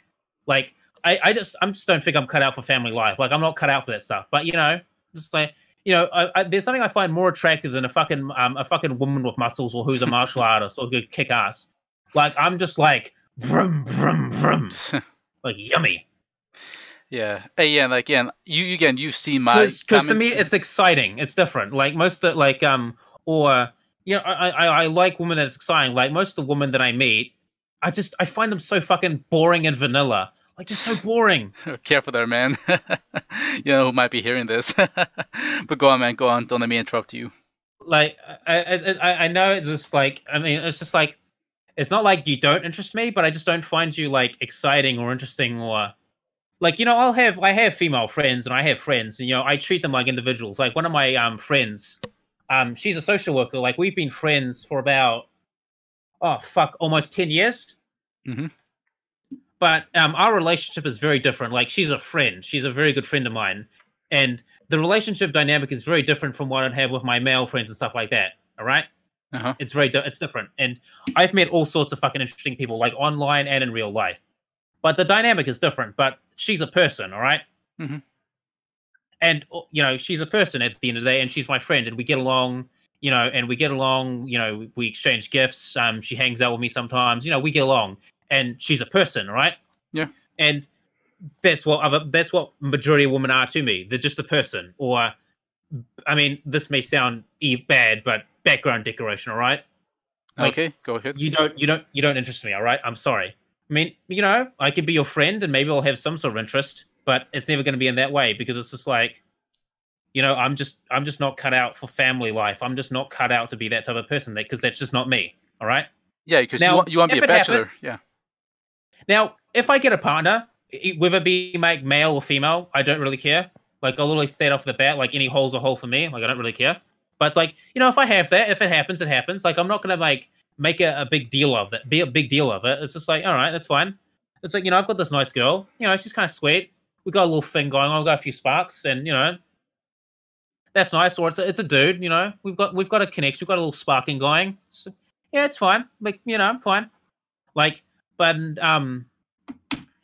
it's fine. And I feel like feminism, it just lies to these women and is really leading them down a wrong track. Like, you don't have to be a fucking career woman for men to respect you or be like an equal or play ball with the lads. Like, if you're a woman and you want to play video games with me, or you want to, hey, you want to do boxing with me? Like, bring it on. Like, I'll happily do that with you. It's like, yeah, because, you're a person to me. And, and another thing that I really hate is the fucking whole incel thing. Like, oh, you can't get laid and can't have sex. That means you're not a real man. Like, bullshit. Like, that's fucking bullshit. All right? Mm-hmm. It's like, when exactly did masculinity thing of how, when did fucking masculinity become tied whether you can get laid or not? All right? Masculinity isn't just like picking up chicks and, fucking plowing pussy to the cows come home. I mean, it's a part of it, but it isn't the main thing. Like, because you make your own masculinity, all right? You make it yourself, all right? You do shit, all right? Like, for example, my YouTube channel, I'm doing shit, all right? Mm-hmm. I do shit. Like, and masculinity isn't just like how you can serve women. It's also doing stuff. Like, when shit hits the fan, you're out doing stuff. Like, for example, I help my stepdad sometimes with working around the house. I help him with tools, or I'm doing chores, or I'm helping with the roof, or I'm doing stuff like that. Like, my mom can't do that stuff.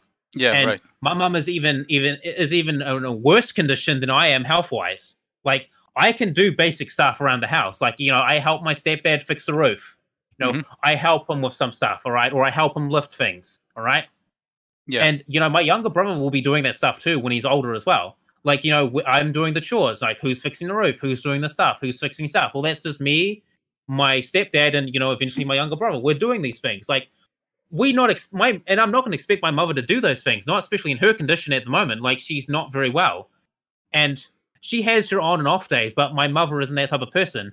Now, my mother does like cars, and she can be a tad bit of a grease monkey at time, and, she does that. And my stepdad is also a grease monkey. So it's like, like tracks like, I guess. And, like, and just talking about my stepdad and mother, like, they have an equal relationship, Yeah. My stepdad does things, my mother does things. They both contribute.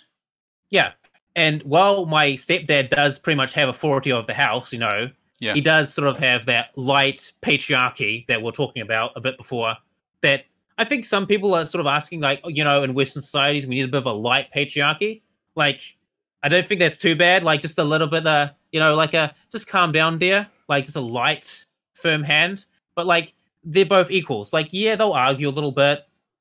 And, my stepdad will do stuff that annoys my mom, or my mom will do something that annoys my stepdad. But, they're equals. They treat each other like people. Mm-hmm. And they both do things. And it's just like, that's fine. And they have a They have a very good relationship. I mean, my younger brother came out of it, and they're married and stuff like that, and they're in a very happy relationship. Now, I don't know the full details of it because obviously I'm not there all the time. Yeah. All right, I only see what I see. All right.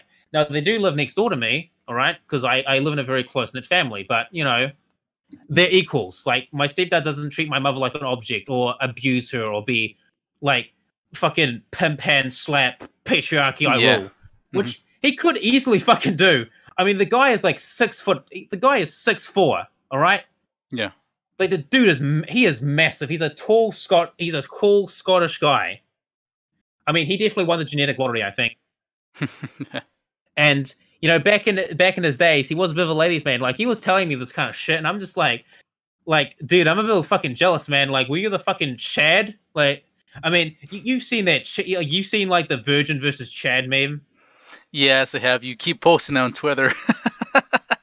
So like my stepdad would like if you like a meme like fucking Chad high schooler, Virgin high schooler. Like my stepdad would probably be the Chad in that situation because like you know he was a hit with the ladies. Like his like my uncle, my step uncle, my other step brother, like his 2 other brothers, like they're quite a hook with the ladies too.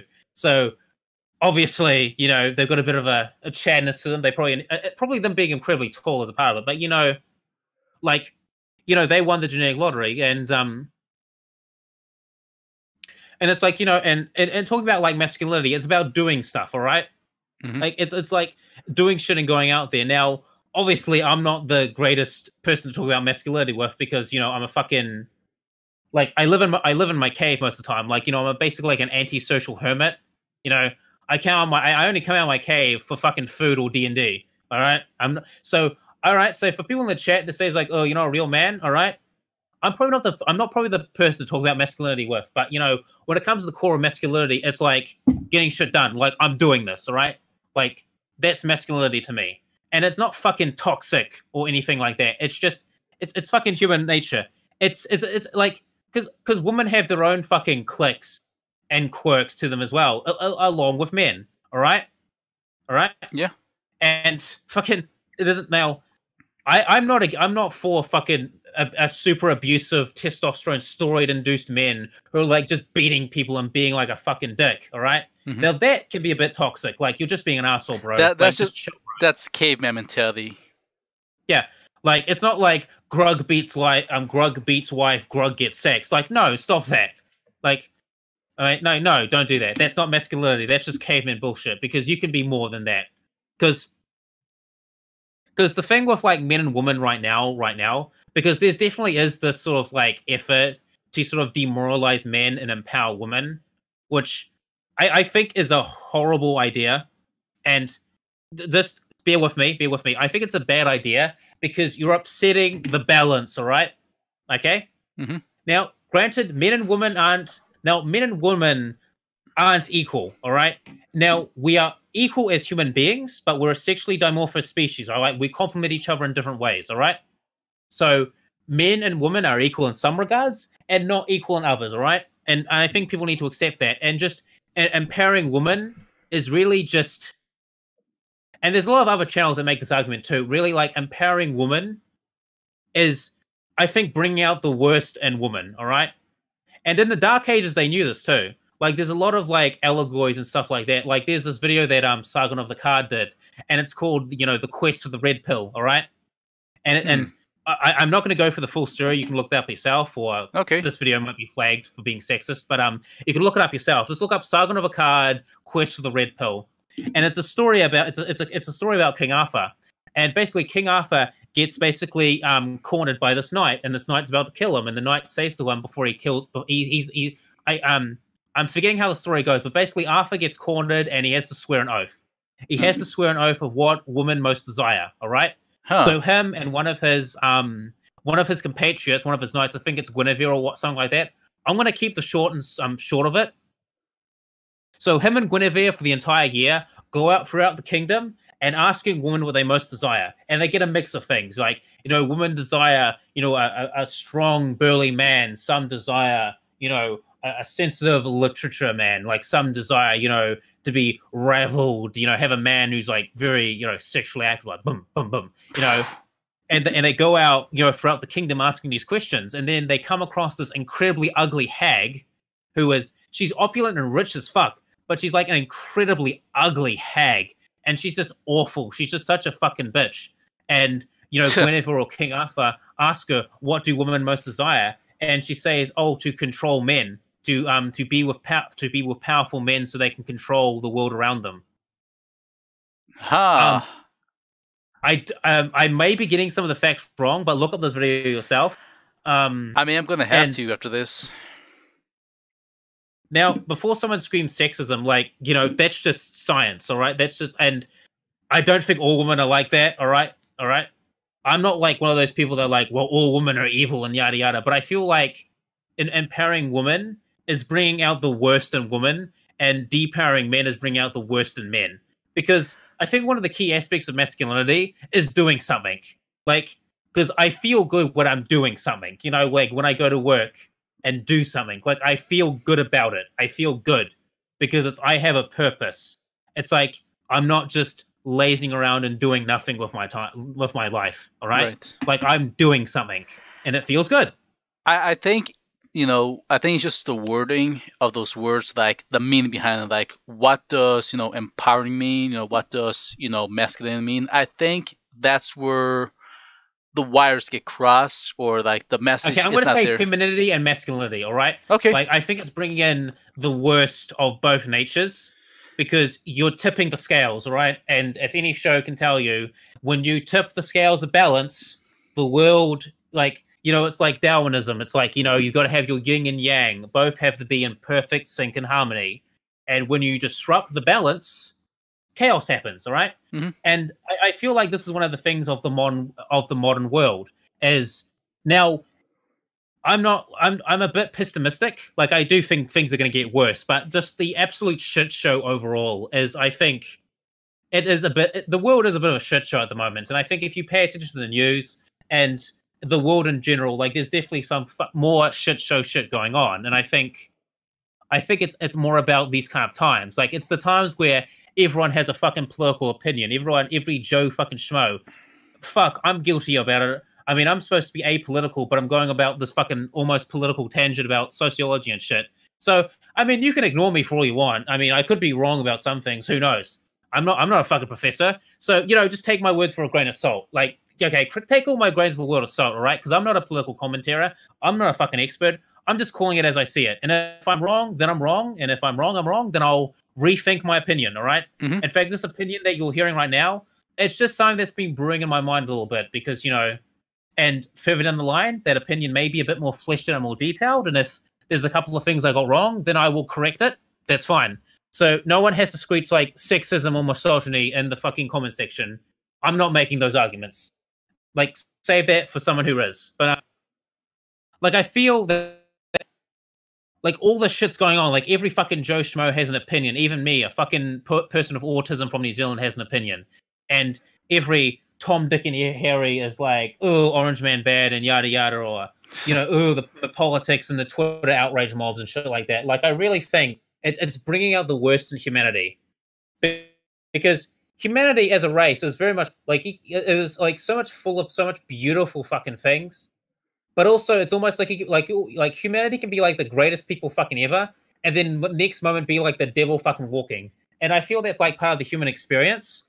And now, some people like to throw around the world, the phrase "run" is called clown, and I would sort of agree. But I'm also thinking, in other aspects, other time periods of history, wouldn't the Dark Ages or people in those times also call it clown world to an extent as well?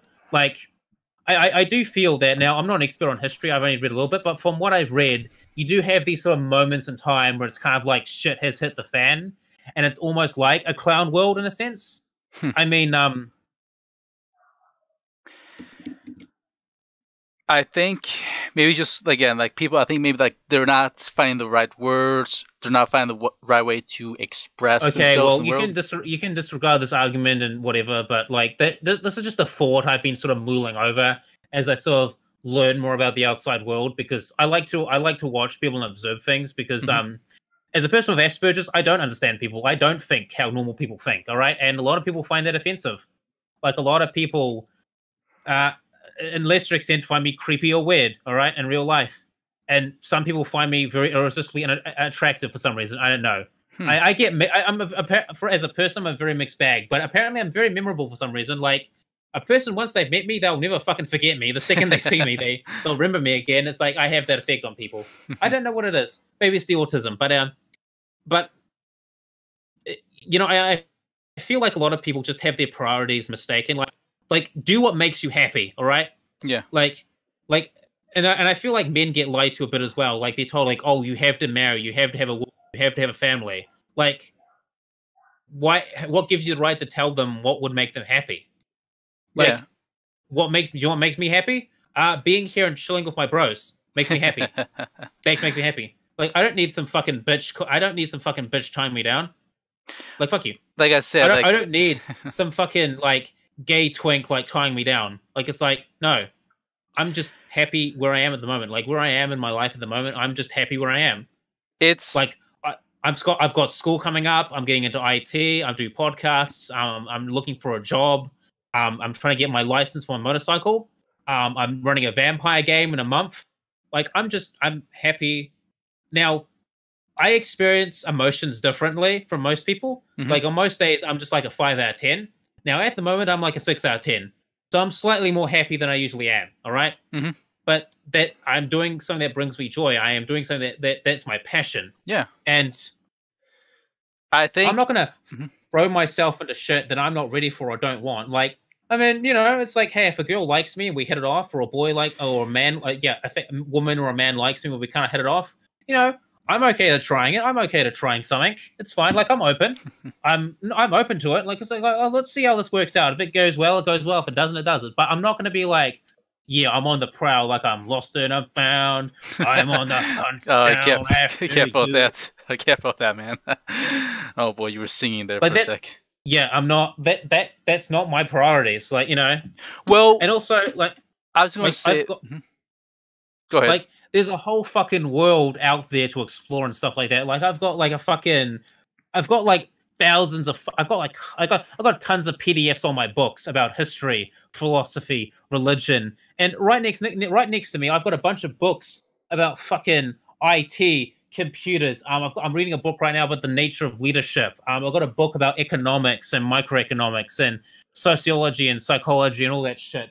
I've got a bunch of books from thinkers from like Machiavelli to Robert Greene and about politics and stuff like that. Like, that is my passion. That is my drive. That is like, if I was like a Sith Lord, that would be my passion. It's knowledge, it's learning, it's the continuous thirst for knowledge that just never becomes quenched. Like, because the second I read another book, I'm just hungry and thirsty for more. And it's a literal fucking problem. Like, I can't stop myself because I fill up my bookshelf with more books, and then when the bookshelf is full, I have to put those books in storage and then buy more books. Oh boy. Well, like, I was just going to interject about this. Like, I'm glad you found your happiness. You know what you like. I think just, because of our generation, the past generation, like, it's like they gave us like a roadmap to how to achieve happiness. But again, that's their version of happiness. Like, the roadmap they give us is not guaranteed to give us the same happiness they had. So with us, like, trying to find what we like. Listen, there are fundamental aspects of human nature. Like, I feel good when I hold a baby child in my arms. Like, sex feels good and creating life feels good and all that shit. I mean, it feels good, right? It's a warm, fuzzy feeling. Yeah. But that fuzzy feeling is going to wear off, and that inertia is going to wear off. But it's arrogant to assume like the same shoe fits all because people are different. I mean, fucking look at me, all right? Mm-hmm. My brain is literally wired differently from other fucking people. I can barely read emotions, let alone read faces, all right? Right. And some people may think that's slightly sociopathic, but, fuck you. Or I'm not very good at reading the room, all right?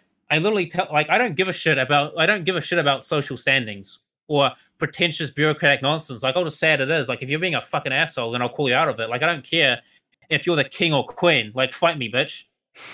I don't give a shit. I don't give a fuck. I give no fuck. I give 0 fucks. And you think like a white picket fence and a nice thing at home in the countryside is going to suit me? Like, no, fuck you. I will find my own happiness with my own hands. And if I find it, then I find it, you know? Yeah. Like, again, back to, the whole, like, society with, like, the structure they've, either implemented or tried to implement. Like, this generation here, like, we're still trying to, like, figure things out. We're trying to, find out, like, certain structures that could be applied to a certain number of people, but it's never going to be guaranteed for everyone, and it Well, shouldn't. listen, listen. Let me tell you a little bit of a secret about myself. Okay, so I'm like 23 years old, and guess what? Guess how many years of formal education I've had? Maybe 10. I'm afraid you're wrong. 4. 4, huh? Please Yep. explain. Please explain. Well, let's just say I didn't really fit in at school much, and I didn't really fit in at school much, and I was treated as a second-class fucking citizen most of the time, and I was discriminated against heavily and stuff like that, and I just didn't fit in school. Not only by students, by teachers as well, but also by the system itself.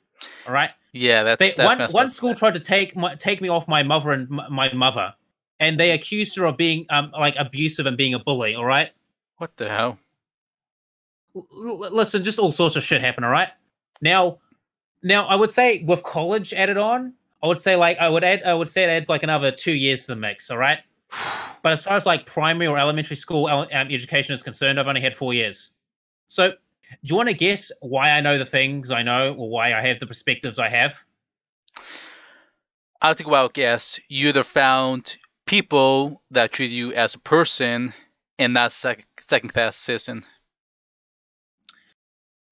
That's one aspect, but you know what else that's one part of it, but you know what else I did?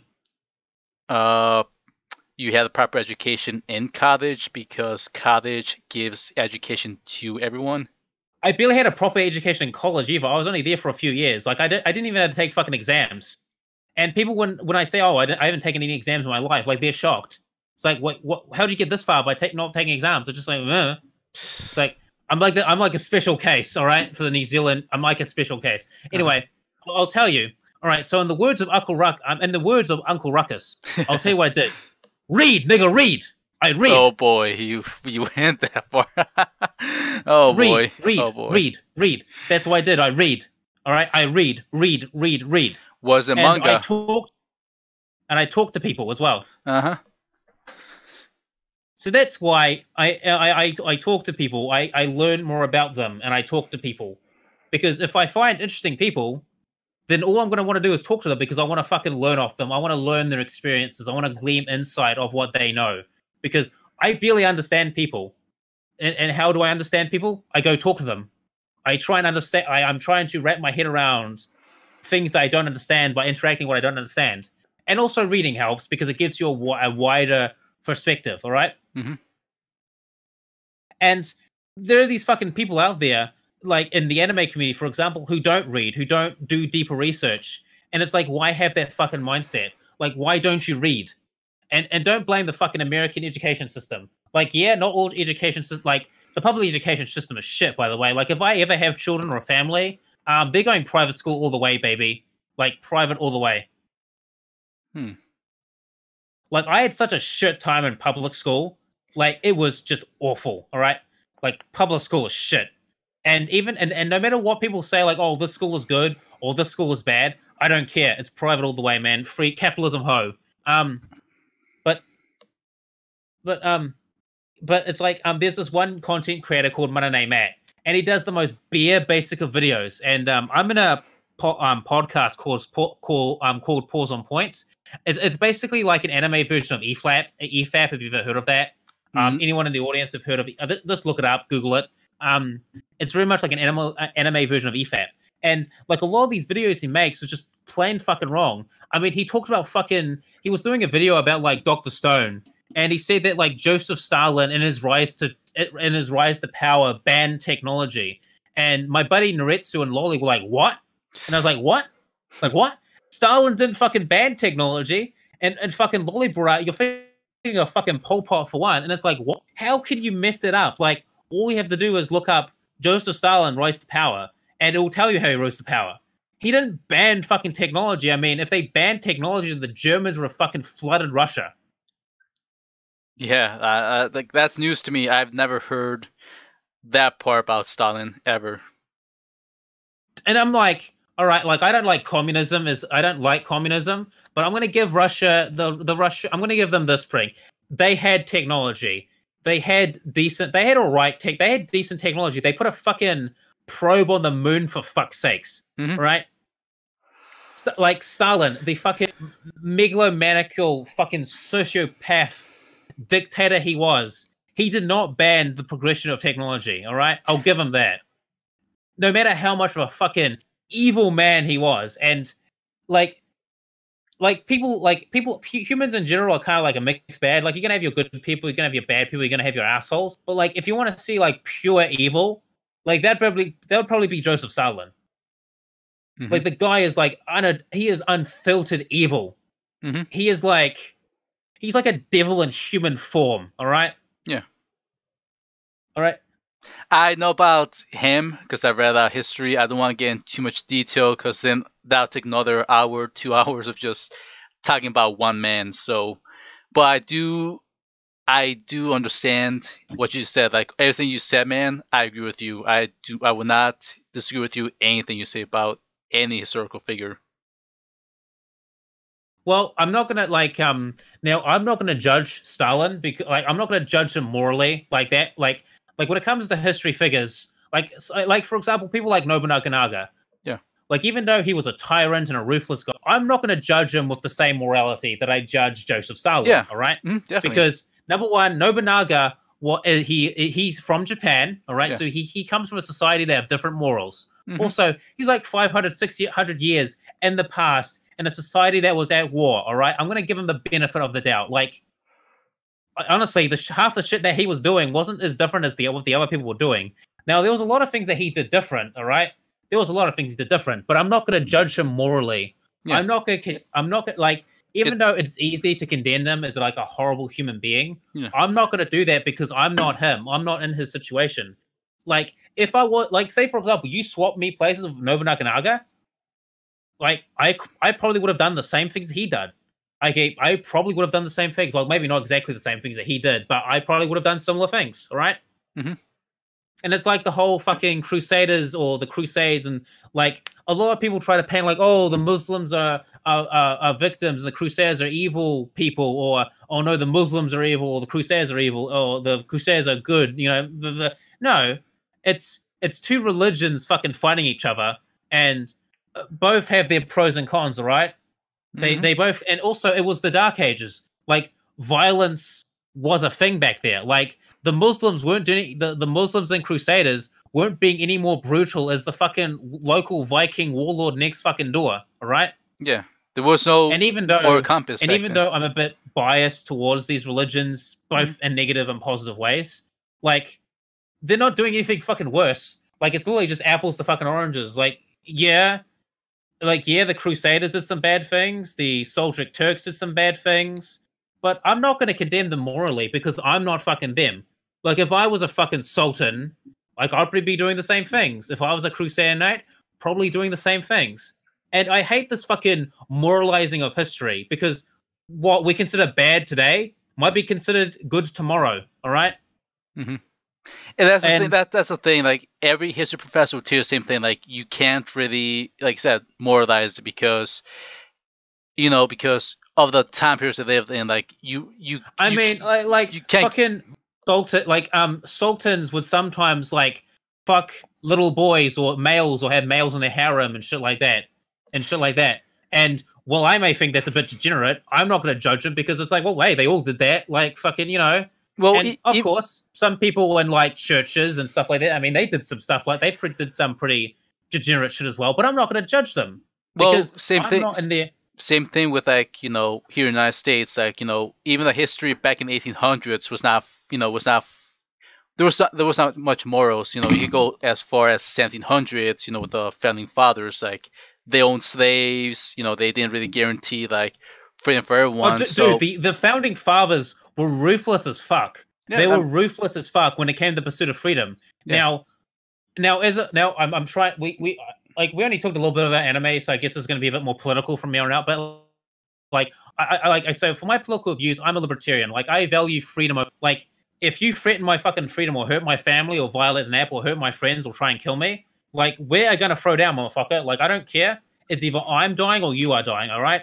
Like it's either victory or death. All right. Mm-hmm. All right. I value my freedom, and I'm not dying a slave. Like if I'm forced to be a slave, then death is a better alternative. All right. Mm-hmm. I'm not living as a slave. All right. Right. So, like the founding fathers are ruthless as fuck when they came to their freedom. All right, they were ruthless as fuck, and you can criticize it for that, and you can say they're a bit too harsh. But I mean, but they had to do it. All right, and there's various reasons why it happened: economic reasons, political reasons.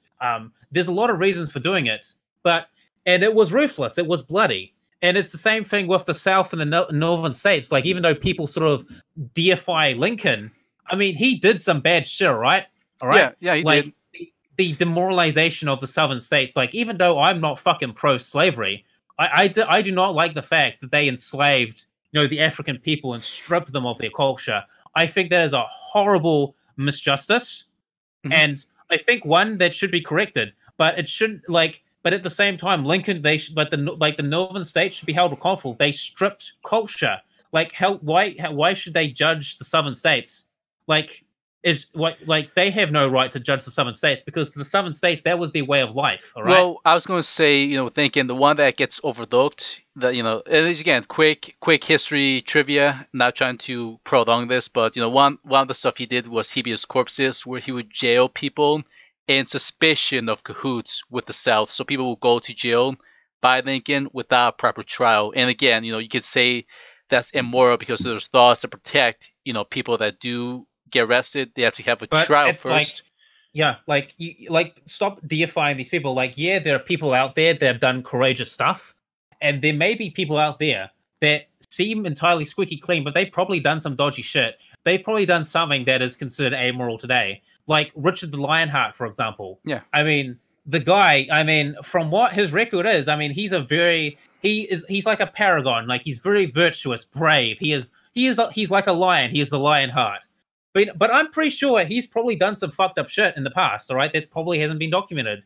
And I'm not going to take away from his achievements or his bravery or his courage, because he is definitely a man that you should respect and look up to for his his valor, his bravery in battle.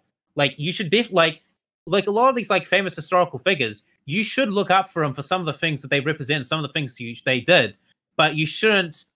But you're free to criticize them for some of the amoral shit you do, but you cannot condemn them for it. All right? It's like, you did the bad thing and you are damned for eternity. May the demons rot your soul and may Lucifer claim it in his dark past. Like, I'm not that fucking allegorical when it comes to morality. All right?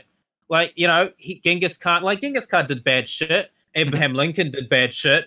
Fucking Minamoto Musashi did bad shit. All right, everyone does bad shit. That's the human experience. Like there's very few people that are squeaky clean, and if you're squeaky clean, I tip my hat off to you, because honestly, you're one of the fucking few good people that humanity fucking has on offer.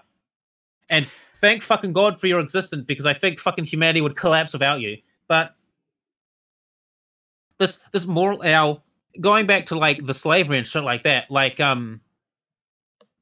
I do agree that there should be some reparations. I do think that the African Americans have been given a bad hand in life, but it's been 200 years. Come on, all right, 200 years, and there's almost this weird victimhood mentality in the African American community, and you see it. You see some of the community, and it's for multiple reasons as well. There's not one cause for it, but there's almost this weird victimhood mentality, and a lot of my respect goes out to the fucking rappers and the street people that get out of those situations. Mm-hmm. I have a lot of respect for those people, and they're very similar. I would say that there's almost a part of them that's very similar to me. They love their freedom, they love their autonomy. They're gonna crawl themselves out of this fucking pit.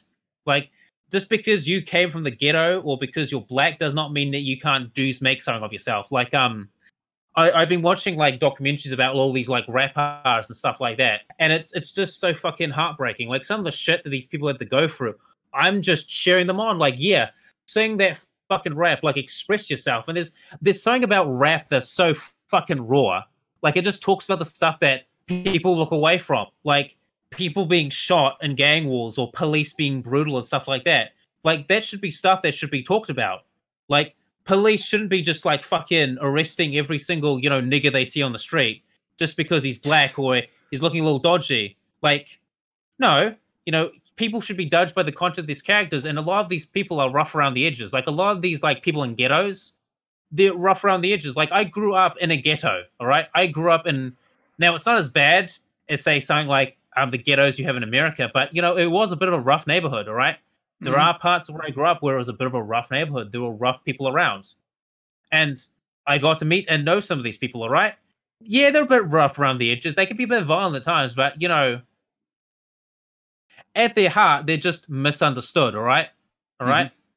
And I think it's looking down, it's looking down on those people, all right? Now, obviously, when I see people like that, I'm going to have my misconceptions, okay? I'm going to have my perceived biases, okay? That's just human nature. I can't help that. I admit it, all right? I'm going to have perceived bias, right? I've admitted it. Everything I do is completely biased and self-serving. But anyway, I'm obviously going to have that bias. But once I get to know these people, there's a lot that's in common, all right? There's a lot that we have in common, all right? And it's about having common empathy and decency for your fellow man, all right? Because I am a friend of the working man. And I don't get this fucking, like, looking down on people because, oh, you have a higher positional job or rank than them. Like, how I view jobs and ranks, it's just like, yeah, that's your position. Like, you know, you're a higher ranking bank manager, you do manager things, and your position is to command your underlings, all right? Like, that's your job, all right? Like, that job can just be easily taken away by the other guy on the totem pole. Or just because you're a celebrity, like, yeah, a lot of people know you, but, you know, don't throw your weight around because that status can be going away just like that, like drop of a hat. And I was like telling to my nana as well, it's actually weird how the people that don't want status and refuse status end up getting it. And there's people who want status and keep on chasing it for all their lives but never get it. Because it's like, a part of me knows, like, because, you know, I'm doing shit and I'm getting out of the community and I make YouTube videos, and it's like, I myself am getting like a sense of status or like street rap in a sense. And like a part of me is actively chasing it in a sense, like I admit that. But also a part of me is like, it's just temporary. This is just ego. Like, he can just vanish at the drop of a fucking hat. And I shouldn't worry about that. And for the most part, I keep that in check. Like, it's like, you know, if people like me, it's like, I'm not going to lose sleep over it. And I mean, I think a lot of people, I think a lot of people just place too much in like fucking worldly positions and shit like this. So I come from like a very sort of like spiritualist background and stuff like that. Like, my family's all about like soul and soulmates and spiritualism and all that good shit. Yeah. Now, a part of me rejects it in a sense because it's a bit fatal. It's way too fatalistic for my own fucking point. Because it basically says that like, oh, if something happens for a reason, it's going to happen for that reason, and you're not going to know that reason. But it's like incredibly fatalistic. It's because it almost says like, I don't have a fucking choice. Like, do I even have a choice? Like, because me getting sick led to me getting into anime, which led to me meeting the anime style, which led to me at this conversation right now. All right, like those are all choices I made. But with like sort of like the sort of fatalistic angle, it's like, well, no, you didn't have a choice. It was going to lead to that. Like, it's almost like fatalistic in a sense where it's like, it's going to lead to this. It's going to lead to this. Like, no matter what have happened, I would have met you guys anyway, and we would still be having this conversation with a few minor details changed. All right. Yeah. And it's like, do I not have any control over my own destiny? Now, obviously, I know that the world, no one can control the world. Obviously, no one can control the world. That's fucking ridiculous. Like, the reins of power, it's like, for someone who can truly control the reins of power, it's just temporary, all right? It's like the reins of power are like a fucking wild horse. You know, you can break it in for a little bit, but eventually it's going to buck you off and it's someone else's turn. But what I don't like about it is that it's inherently like, I don't have a choice. Like, all the people I've met, everything that's ever happened to me, it was meant to be and it could never be avoided. and it's going to lead to something, and there is some grand purpose behind it. Like this conversation we're having right now, we might know about it, but maybe there is some grand purpose behind this conversation.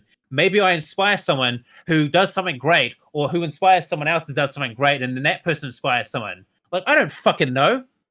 I'm just a random autist on my fucking laptop in the fucking middle of buttfuck nowhere. And it's like, is that my purpose in life? To fucking inspire more people who have more grander purpose in life? Is that it? Or like, what is it? Like, do I have a purpose? Does purpose actually exist? Or is the nihilist correct? Like, we make our own purpose and it just doesn't fucking matter. Like, we're just grain of sand. Like, fuck, what is it? Like, what is it? And there's no answer to these questions, all right? And I'm fucking racking my brain. Like, I rack my brain. Like, did I really have a fucking choice? And everything I did. Like, did I really fucking choose to be here? Did I choose to be in this conversation, in this chat right now? Or was this destined to happen? Was everything that fucking happened to me led me to down this path? Was it basically like, it's like, did I really have a choice? And there's a lot of series that talk about that, like Berserk. Like, is it really free will or destiny or causality? Like, am I being fucking manipulated right now? And in 20 years' time, I'm gonna become a fucking demon lord, and I'm gonna sacrifice all of my whole country to become a demon lord. And some guy in muscles with a losing iron arms gonna shout, "Bio!" Like, what is it?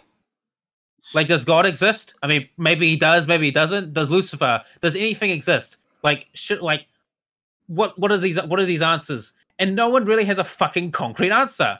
It's like, I want answers. Like, because if the fucking spiritualism fact is true that shit happens for a reason, then I fucking don't really have to do fucking anything. Like, shit's just gonna happen because it happens. Like, for example, if it's my destiny to fucking rule the world and be basically, if it's my destiny and purpose in life to be like the first ever global fucking ruler, like I basically just rule the whole world. All right, we're not gonna go into details how the fuck that happens, and I'm gonna be like the greatest leader that ever fucking lived. All right, no matter where I start from, no matter what I do, no matter how I try and reject that, that's just gonna fucking happen anyway. Like, I'm just gonna become world leader anyway. Like, say for example, it is my destiny to become prime minister, and I'm gonna be like the greatest prime minister of my country that's ever had. I'm gonna run for more than the allotted 2 terms because people just fucking love me and love me. No matter what I do, I'm gonna become the fucking prime minister, and every choice I make is gonna be right. Every choice, no matter what I make. I don't even have to fucking run for office. I just win by a landslide. It's like, I didn't even run for office. Well, everyone voted for you. It's like, well, fucking me. I don't want to do this. No, people, it's like, recount. They keep on voting for me. Fuck, I guess I have to do this. Like, it's like, do I have a choice? Like, all the actions that lead you to this point right now, like you right now, and the audience right now, you listening, did you have a choice? Did you choose to listen to this? Or did destiny or fucking lead you to this because it's going to inspire you to something? It's going to inspire you, or it's going to lead to you something doing great, like down the fucking pipeline. Because there's like a quote in a manga, like, human relations is like a chemical reaction. Once you have one, you can never go back to your previous state of being. Like, is that my purpose? Just to fucking enlighten people with my fucking autistic mind? Wow. I didn't expect to go this way. Well, listen, you wanted to chat with me, and you got to chat with me. And no, I got a good conversation here. I'm sorry. I wish we talked about more anime, but fuck. We can do it next time, actually. No, it's fine. We can keep talking. We got a viewer, Etchy Squid. He says, "Yo, is this a temporary rant thing or something?" How did you answer that question? I need to use the bathroom quickly, so I'm just gonna take a quick 5-second break. All right, sure, man. We'll move on to anime now because I'm finished about my talk about We Live in a Society. Okay. I don't know where that rant came from. Whatever, we just kind of got on that topic. So yeah, no, we did. Let's talk about more anime. That's fine. Well, welcome, Itchy Squid. That's Biogundam, the one that's here as a guest for this podcast. Hopefully, you caught most of that talk. You know, depending on how long you were here. But yeah, you can. We're gonna kind of squeeze right back into the anime talk. some tangents, some different topics that came out of nowhere. It's it's been interesting 2 hours now of this talk. So let me know if you got any questions. Feel free to write some in the comments. I'd like to hear your thoughts. I'm glad we got an audience here. All right, guess I just came in at the wrong time. No, there wasn't a wrong time unless you were just expecting a pure anime talk. Right now, it's just a unfiltered, unscripted podcast where we just shoot the breeze. We just go wherever wherever the topic takes us. So I'm surprised how far we've gone away from anime, and Bio can go on tangents in just an instant. So I mean, you're more than free to listen to the first hour of the podcast, jumping from My Hero Academia to a bit of Naruto to Legend of like Heroes. It's he's got an interesting, thought process. I will say that, this is the first time we've had Bio on, I believe. Yeah, I think it's the first time just hearing his thoughts. He's got like a good creative mindset, understands story structure, understands, well, now understand. Okay, I'm back. Oh, okay, you're back. Okay, I'm back. When you do this video, probably just do a timestamp of like when Gundam talks about anime, and then put the next timestamp as Gundam rants about society, and now we're going to talk about anime again. I don't know how we got into that tangent. I think it's because we're talking about like fucking realism and shit. Yes. And then history, and then that just got me in. I'm sorry. I try to be as like apolitical as possible and as like objective when I'm like spouting facts. I'm sorry. I got a little bit on a tangent there, but so just to dial it back to anime. I mean, it's fine. Like I said, this is meant to be unscripted. Shoot the breeze. I try to be unpolitical because I'm not a political commentary. I'm not an expert by any means. I'm just a random autist with an opinion. Yeah, I mean that's what most people are anyway. But just so you can bad. completely disregard it. Anyone, yeah, I don't. If you disregard it or disagree, I don't fucking care. But let's just bring it back to anime because all right, we'll dial it back. So actually, I'll talk about how I got into. I'll talk about sort of why I like anime as a medium. Yeah. And then I think we'll stop there because I'm getting tired and I've got D&D in like in an hour or two. That's so fine. I need to rest my vocals. So after the, all right. So anyway, about the whole thing about like choice or free will, like how I got into anime in itself is almost like a chemical chain reaction. Now, I had grown up watching certain shows like Digimon Adventure, which I just did a review on my channel. Biogundam, checking the link below. Like I'd watched shows like Digimon and Shaman King and Pokemon, but I didn't really know what fucking anime was. Like I couldn't really place my finger on it. All right? Mm-hmm. It's like I didn't know what it is, and then I first watched like Fullmetal Alchemist, 2003, by the way, and I was just kind of blown away. All right, I was just like, this is anime. All right, because my stepdad had a hard drive.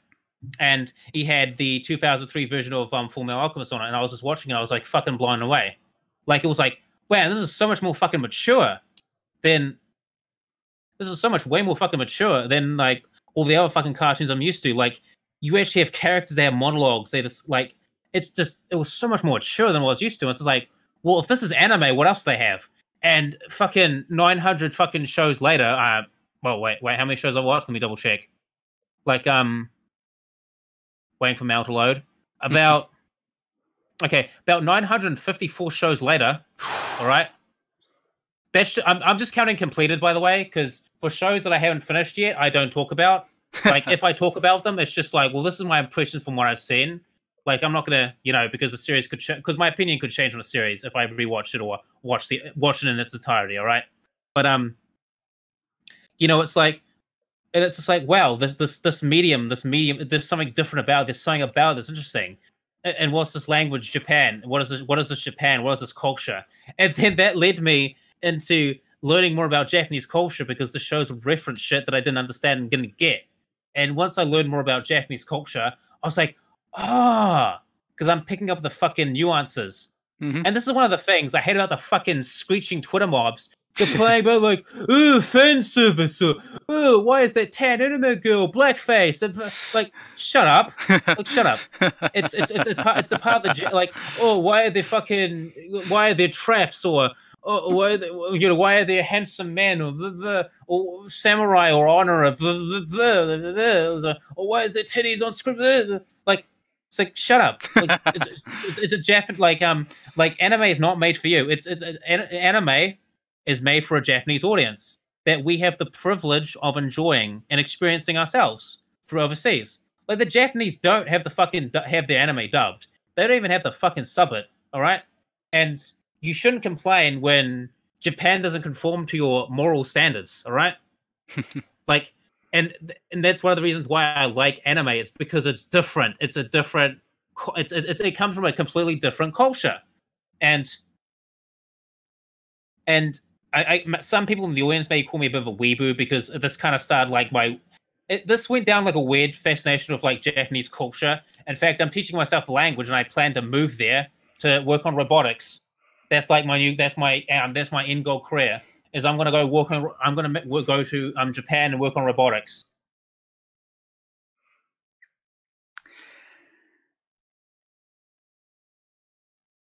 Sorry, man. I'm not sure. I don't know how to follow up to that, man. But like, no, I get you. Like, you just have. I didn't finish. Like, like these people that complain, I feel like it's a lack of education. Like, when you see like people who are a bit like tan or you've seen like the gal, that kind of like archetype. Like, that's a subculture of Japan, all right? Or fucking people like dyeing their hair blonde, being a Yankee. Like, that's a subculture of Japan. Gothic Lolita, subculture of Japan. And it's like, if you don't like it, don't watch it. Like, it's not made for you. Like, and there are anime for a more widestream, more mainstream in air quotes audience. But anime is a niche medium, all right? Like, even in fucking Japan, it's niche. Yeah. It's like, yeah. And when you know a bit about Japanese culture and stuff like that, you can pick up some of the nuances from the characters. Like, why is a certain character doing this? Or why won't the hero lead fuck 5 chicks at once? And if you know anything about Japanese culture, you would understand why he's not doing that. Now, like, in the Western sense, like, hell yeah, I'd fucking do that. Like, if it was like, if I had that opportunity and I could do it with barely any consequences, like, yeah, I would fuck 5 broads at once. Of course I would. Like, obviously. Like, why would I skip at the opportunity? It's not like, just like, yeah. It's like, fucking 5 hot bitches at once? Fuck yeah. But like, in the Japanese sense, like, the complaints like, oh, why isn't he fucking banging the girl? He's like 15, or why are they having sex? It's like, well, for one, the Japanese come from like an Eastern culture standpoint, and one of the things that the Japanese value is stability or harmony, all right? Mm-hmm. And also collectivism as well, all right? Right. Right. They're not going to go around and fuck 5 chicks at once that's part of their friends group, because that might upset the group. Because, okay, so what happens? Okay, say, for example, I go to Japan and I get involved in a big group of friends. So we're all really fucking close. We get along each other. There's like, I don't know, 5 chicks there. Okay, we'll say 6 chicks there and 4 other guys, including me, all right? So it's about 6 girls, 5 dudes, all right? Mm-hmm. And the 6 chicks I bang, the other dudes in that group had a crush on each of them. I had a crush on at least one of them. Oh, okay. Right? Yeah. And if they find out, they're gonna be and it's gonna disrupt the group dynamic. Because now I've got these fucking chicks who might like me, might not like me, and now I have a couple of dudes who are jealous of me because I apparently had the balls to do it.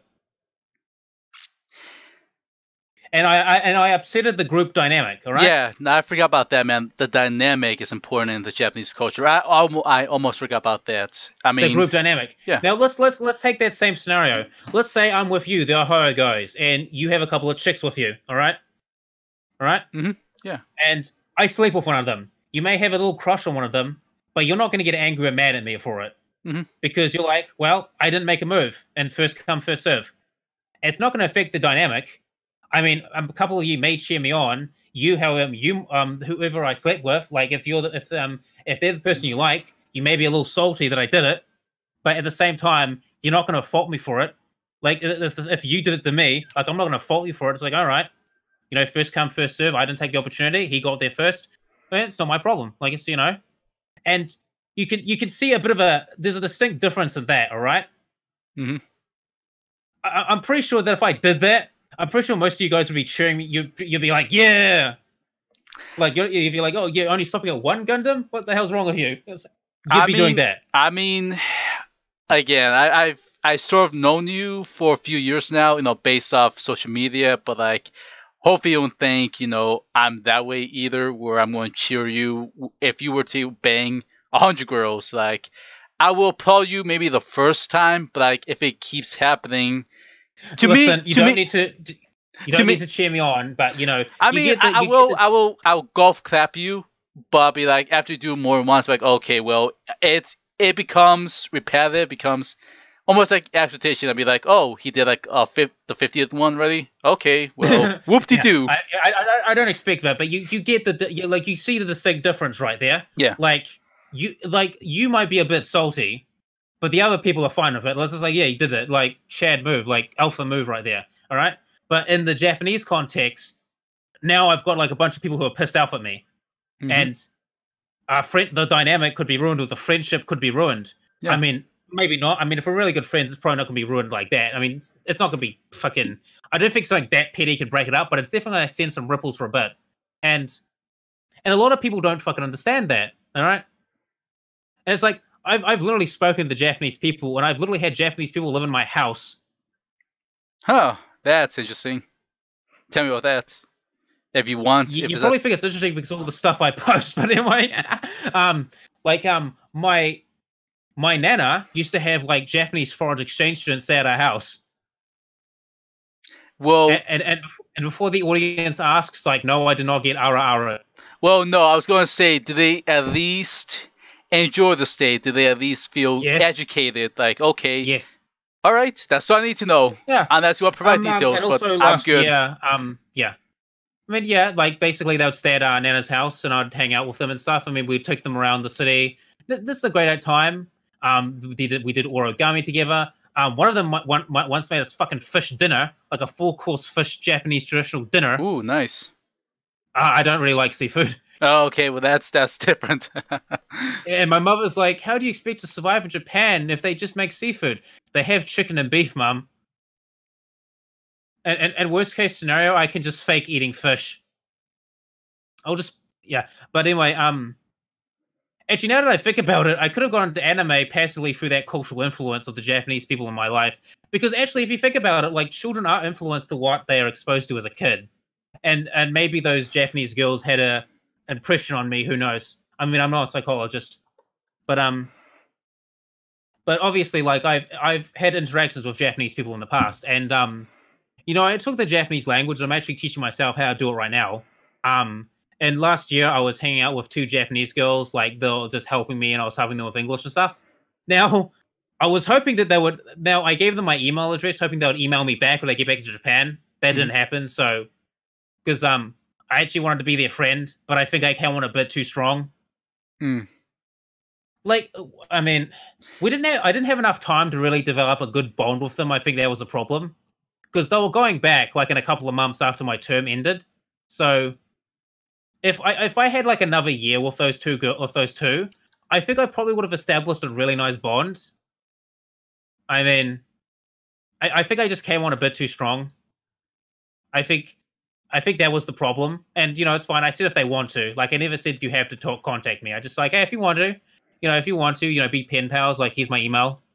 And they haven't, so it's like, well, it didn't go, like I said to my mother, like, it didn't go exactly as planned, but, I talked with them, I had fun, I interacted with them, and I, learned a few things about Japanese language. I mean, I'm still mostly self-taught, but, I enjoyed it and I was doing something different. And, if I do the same thing, if I do it again, I'm going to do it differently, all right? I'm going to try and ease on the brakes, all right? Yeah. Trying to not come on too strongly, because I think that's what scared them away.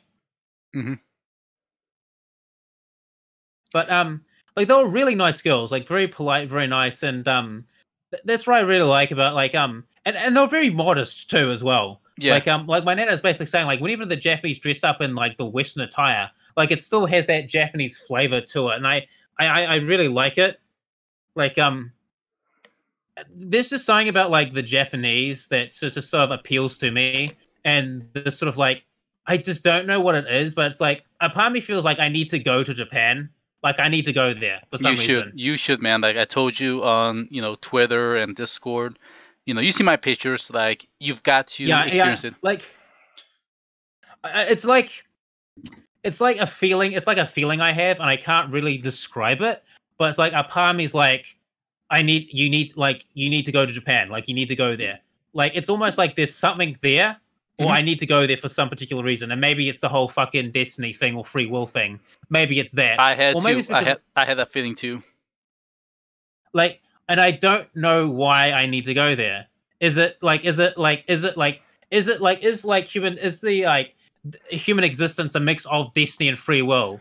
Like, yes, you have a choice, but whatever choice you make, there's going to be a destiny behind it. Like if you go down path A, then the destiny for path A happens. If you go down path B, then destiny for path B happens. I mean, is that it? Like,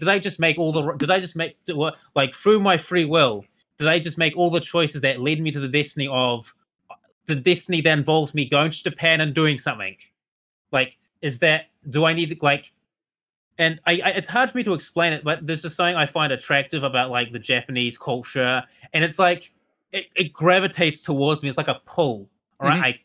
I can't explain it, all right? And it's like, am I on like the Japanese route of my life? Like if this was like a visual novel, did I just make all the right choices to go on this particular route where I have to go here? Like this is where I need to be. This is where I need to go. And I have that feeling and I can't explain it. And it's hard to describe that feeling to people because I don't think they would get it. Because, I feel emotions and stuff and passions differently from other people. Like I barely feel any emotions, like except extremes. Like when I feel happiness, it's a very light joy. Like it's like a 6. Like my normal state is usually a 5 out of 10 as far as emotions go. And when I'm really happy, it's like a 6. But other emotions I feel, it's extremes. Like either I'll be really angry or really happy or super fucking happy where it's like, you can't ruin my day. I am the beacon of sunshine. But it's like this feeling, I have to go to Japan. And it's just like everything, the culture, the clothing, the people, the fucking history. And I'm not trying to romanticize Japanese culture or society because it has problems. And I literally said to my mom, like, if I do move there and I live there, I know there's going to be problems. I know that, all right? I'm not that ignorant that there aren't going to be problems. Language barrier, for one's going to be a problem. Like, as long as I can speak the basics and read, I'll be fine for the most part, all right? I just can't come up with complex discussions like this. But I'll be fine, all right? And my mother worries because she worries. Mothers worry and shit. But, this feeling I have, it's like driving me. I have to go. And it's like, and it's hard to describe that to people. It's just like, why? And people could say like, oh, it's just you being a weeb. But it's like, no, it's more than that. Like, I have to go. There is something drawing me to it, all right? Now, it could be just because like the neuro pathways in my brain makes me predispositioned to like Japan because I've interacted with Japanese people as a young child and like anime. It could be that. This could all be fucking chemicals in my brain. But if I never fucking explore that, then how am I supposed to fucking know? It's like it's like how I'm a bit like, I'm not exactly open with my family or people about how I fuck chicks or dudes, but because I don't like the fucking stereotype of people because there's this weird fucking people out there that make sexuality like the only character trait they ever have. Like, that's not important, Like, to me, it's just like, well, I feel the passion. Like, I feel because I feel intense emotions. Like, if I feel like intense passion towards something or someone, like, I'm gonna do it. Like, I don't care. Like, because I feel what I feel, and because I feel like I feel, and I felt like I felt, and once that passion dies, I'm no longer interested. And it's like, well, that's just what it is. Because to me, it's the passion. All right. Because without passion, without passion, I wouldn't be able to do anything. All right. It is my passion that it is my passion that keeps me going. It is my passion. Like, I mean, it may sound incredibly emotional, like, despite how logical I sound, but like, most of my entire life, I am driven by passion. Like this passion to learn Japanese, this passion that one day I will live in Japan, this passion to go there. Like, there is something driving me forward that I can't explain. And I know we're kind of going in circles, but it's just like, do you ever get that feeling about some stuff? Like it's like you have to do this thing, you Yeah, have to do it. that's why I told you. That's why it was kind of the reasons why I went to Japan. Like I had to tell myself, okay, listen, I only have one life. That's what I'm gonna get. So I will do what I want in the life and the limit of time I have on this earth. So that's why I told myself, okay, let's go to Japan. Like if I hate it, whatever, I don't go back. If I enjoy it, I will enjoy it, and I will say, you know what, I'll come back in here, and I can say I at least went to Japan once in my life. I at least was able to say, look back and say I was able to go to Japan, something that most people couldn't do for whatever reason, or they did, or they just couldn't. So that's why I can make that as an accomplishment. I can cross it off my bucket list, or one of my goals in life, go see another country, and I did. It's and it was sort of a leap of faith as well. Like I went by myself. I did some research, but I didn't think it was enough. In my opinion, I still felt I was lacking. But at the end of the day, I can say I think I going at with least a in friend for Japan. the I actually want to go with a friend for the first time. Like I want to bring a couple of buddies that know a little bit of Japanese as well for the first time. Because if you're in a group, like less people are more like the less likely people are gonna fuck with you. hmm It's Like Japan is a relatively safe place, but there are a couple of dodgy characters as well. Although if you're like a Westerner, you should be safer than the most part.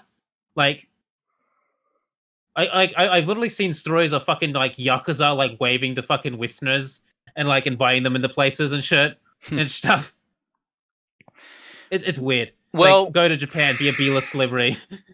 again, it's like once again you do It depends where you go, but like yeah, it depends where you go, and depends on like how traditional like the area is. But like Japan is a relatively safe place, and I say relatively, like you're gonna have your bad eggs in a bunch, like you're gonna have your bad eggs. But it's like I said to my mother, like I'll be fine. Like please let me go. Like I need to do this.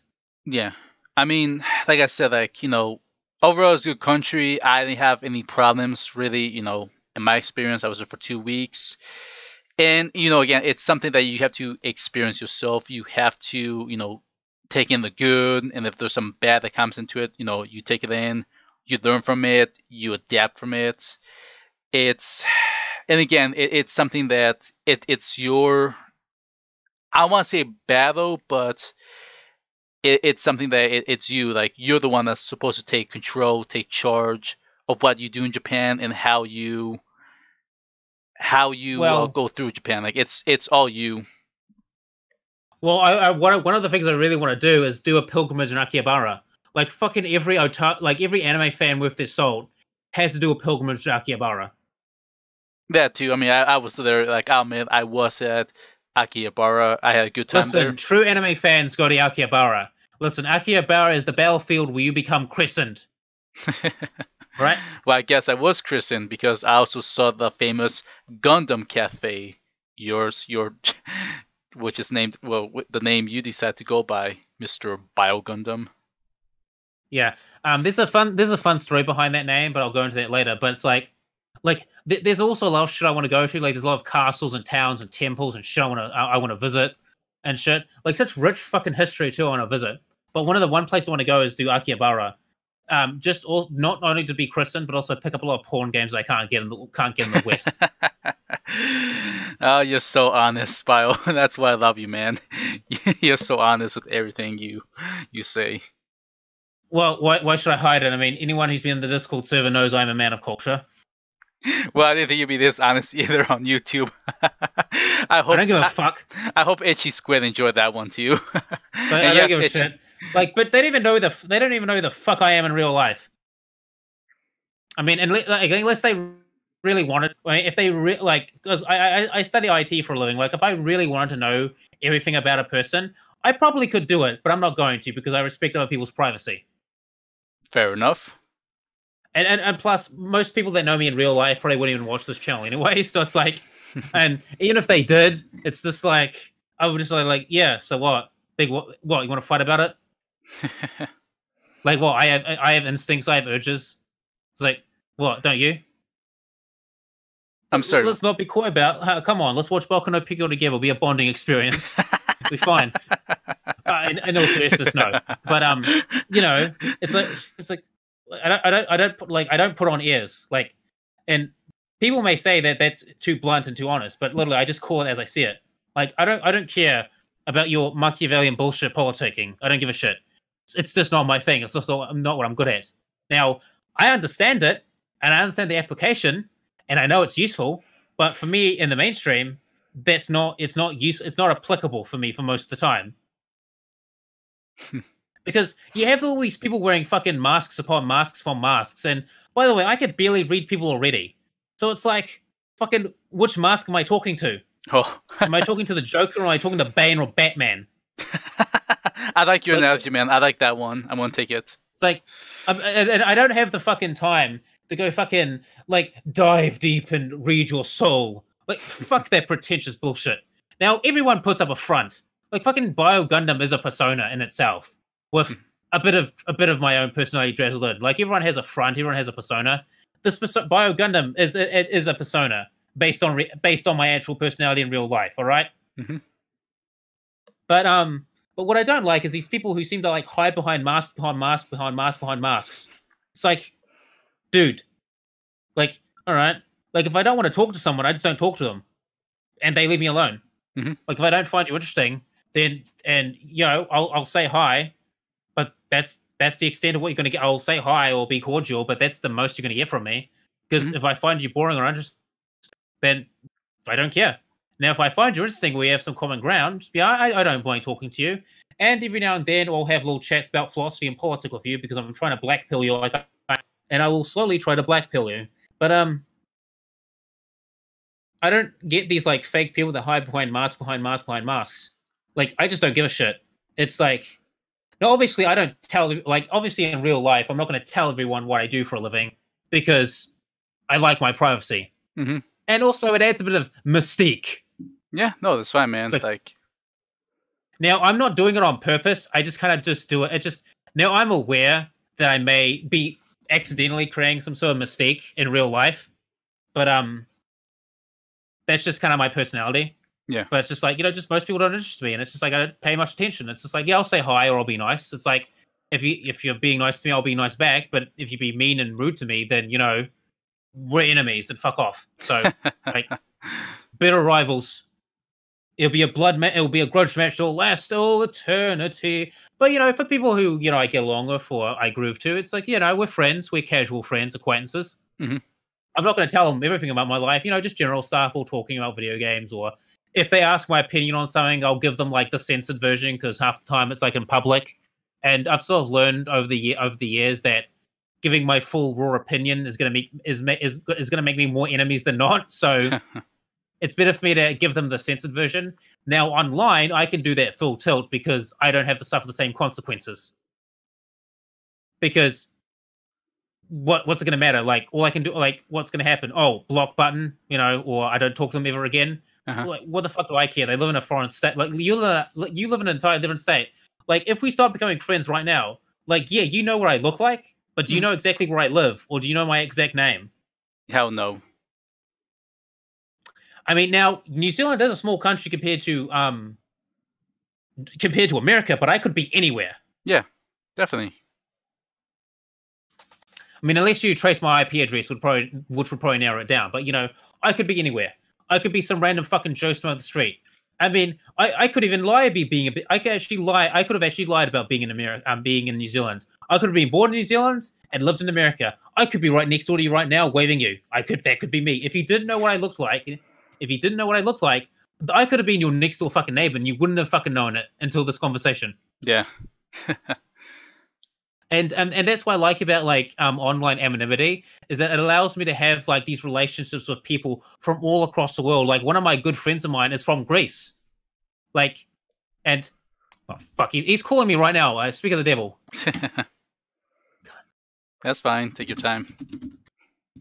I literally say his name and he calls me. Fucking yeah, he's my editor for my videos and script editor. But okay, nice.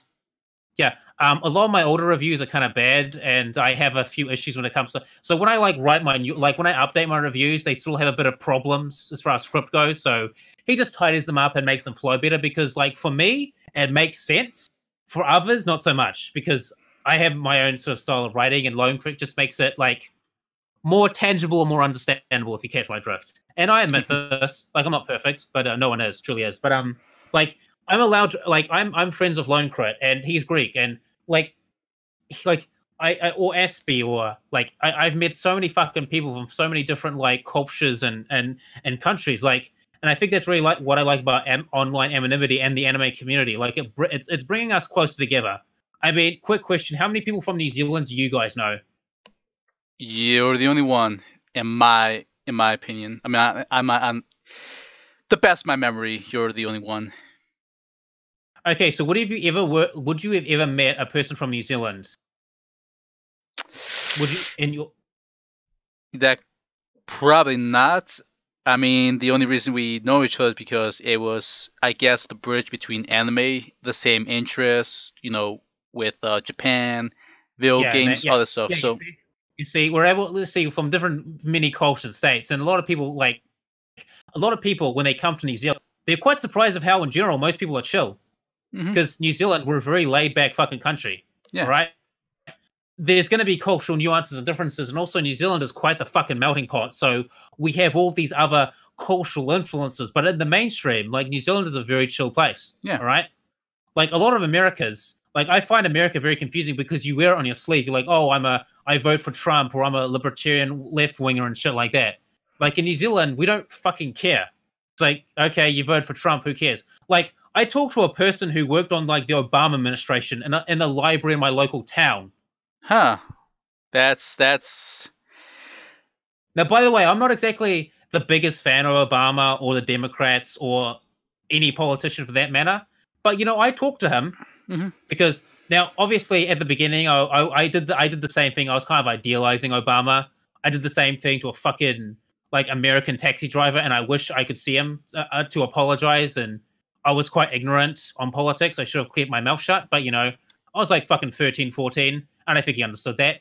But mhm, he was he actually met Obama, and he was talking to me about it, and I was just very fascinated because I noticed the pin. I was talking to him, and we had a conversation. Now I didn't care that he worked for Obama, or like he could have worked for the fucking member of the Ku Klux Klan for all I cared. oh But boy. I'm not going to hold it against him, all right? Mhm, Because I wanted to talk to him, all right? Because because and it's probably because I'm Asperger's that I accept different, like I accept outsiders because I myself am an outsider. So obviously I would accept people who are like one of the common things of people with Asperger's is they accept people from the outside on the onset because they themselves are outsiders. So it's almost like attracts likes. But I went up and talked to this guy because I was interested because I saw his badge or banner, and I could tell that he was American because of his accent. Like a mhm. lot of people when they first meet me, they think I'm British or a fucking Australian. And by the way, never call me a fucking Australian because that's a great insult to New Zealanders. Wow. Listen, Australia is not even a fucking country. You heard it from me. They lost to fucking emus. Like, how did you lose to emus? You had heavy machine guns. They had to do an unconditional surrender to the general of the emus. And also, Australia is a fucking penal colony. I've never heard that word before. It's a prison colony. Oh yeah, I mean yeah, okay, that's what it means. Yeah, Yeah. so as far as I'm concerned, the prisoners have gone loose, and it's up to the us New Zealanders to colonize and bring law and order to the wasteland. But here's some pictures of the Great Emu War.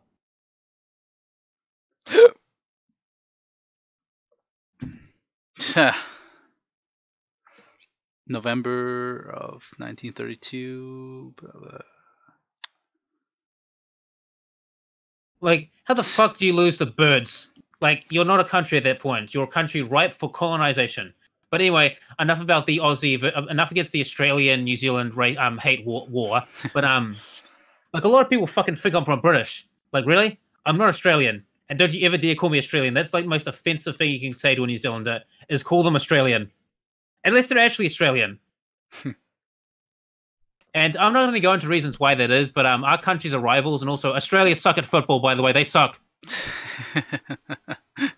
New Zealand number one. New Zealand number one. Anyway, okay, nationalism aside. But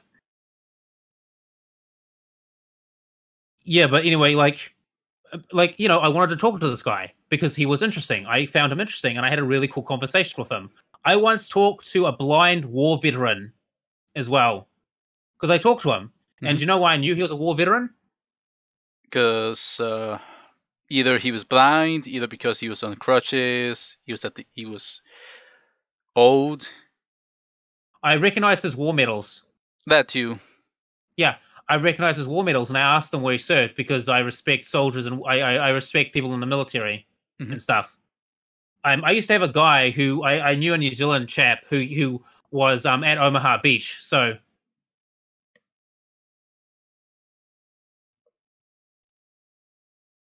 you know Omaha Beach, in Private Ryan, where they're going up on the Eastern Front. Yeah, I knew a guy that was there. Oh, okay. So he was at D-Day. Okay. Yeah. He was either there or at another invasion, but he was like there. He was there. And I talk to these people because I want to learn more about them because this is interesting. Because the thing that a lot of history books don't tell you is a lot about the stuff on the ground of the grunt troops. They don't get all the whole. They don't like interview every single grunt soldier and troop. So I'm just like, well, this guy was here. What did he see? What did he know? Yeah. And also I wanted to be a mercenary, so in case I went down that career, it could be great to have a mentor. But anyway, like I wanted to talk to this person. Yeah. And I mean, what else? What else did I fucking do? Oh yeah. Just like, I like to find interesting people and get to know them like better. Like I like to talk to these interesting people because if no one was like, because it gives my life purpose and something to do. Because if there's no one interesting to talk to, I'd probably kill myself on boredom and never ever dare make life boring to me. Like holy shit. And I think like so back on the anime, because I'm going to leave shortly, but back onto anime. Like anime was this medium that really just blew me away. All right, and it covered so many fucking genres. All right, and like the stories and stuff like that were so fascinating and interesting to me, and just like the amount of like imagination, it really like captured my imagination. Like the style of it was really cool and stuff, and just all these like creative ideas. And I have it's just something I really grew to and touched me. Like a lot of fucking Western cartoons, it's just fucking trash. Like the only good cartoons are from like the 80s and 90s as far as like Western audiences are concerned. But all of it is so fucking boiled down and boring. I mean, there's a show right now called, let me go find it. Oh boy.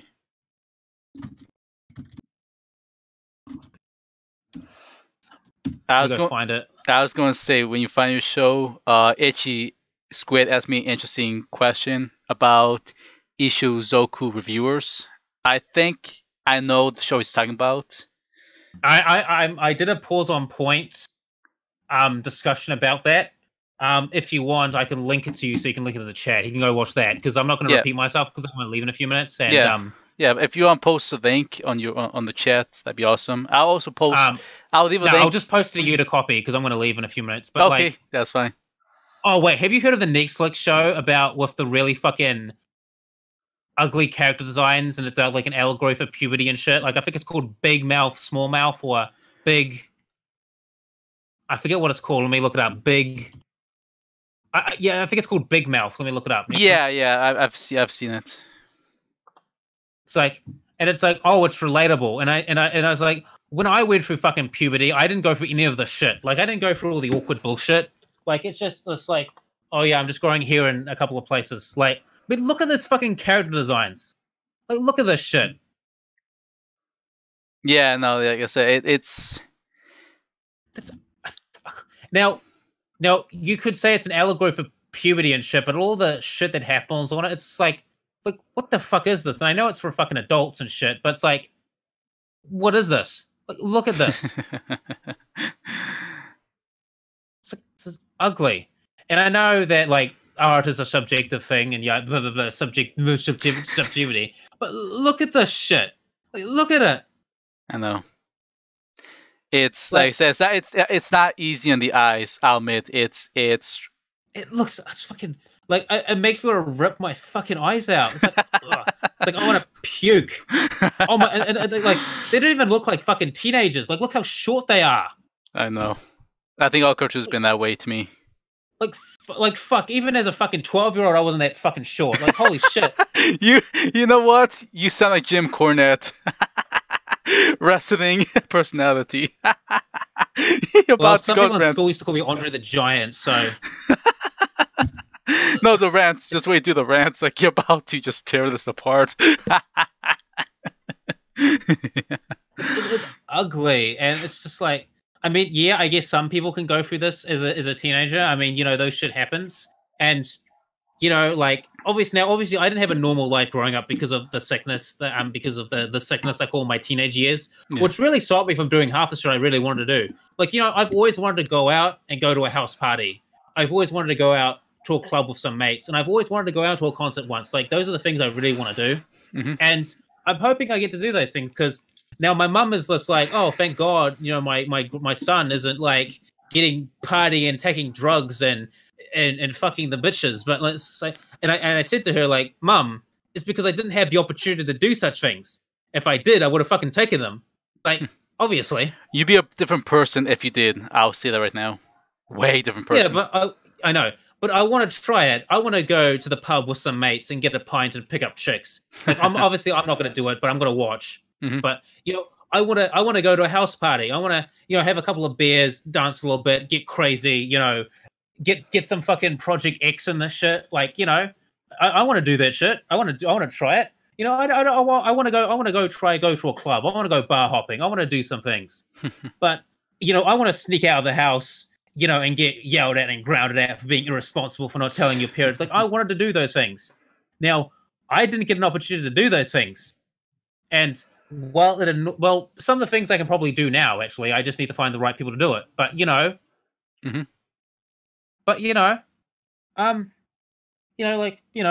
experienced, like, I wanted to do those things. And, I said to a therapist once, I feel like I was born in the wrong time.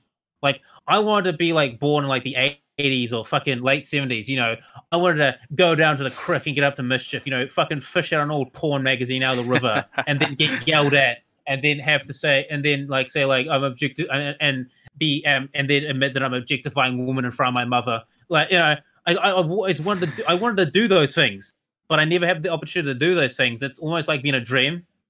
And if, like, reincarnation exists, I hope in the next life I get to do those things.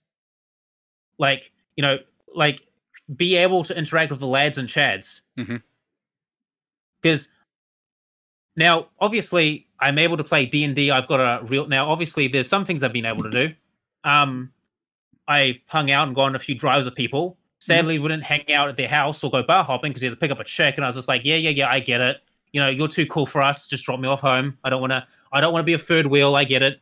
I mean, I may be autistic, but I see the signs.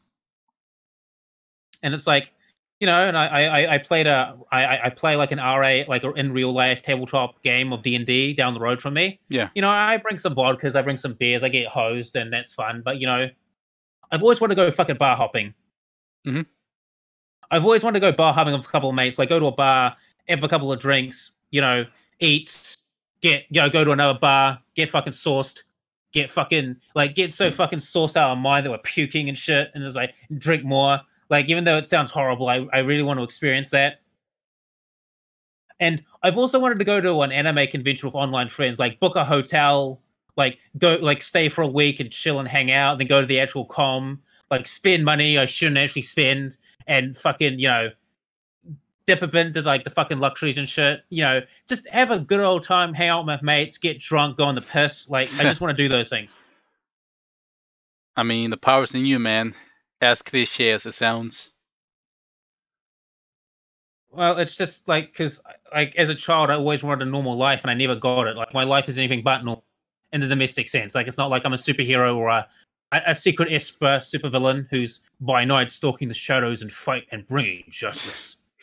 I mean, if my life was like that, then I wouldn't actually care that much because that'd be awesome. But not so awesome. But you get my thing. But I think I'm just gonna wrap this up now. Yeah. But I mean, I think next time we come here, just list off shows and I'll talk about them with you guys and my thoughts. But I think this will be a good introduction. It's just like if people want more of this. Oh yeah, did you link the video I linked you to in the chat so the other guy could watch it? Yeah, I did. So I'll also post like a link to description of your channel. So if Itchy wants to see more, is there any other people? Anyone else wants to see this like autistic train wreck? But I'm gonna end it now.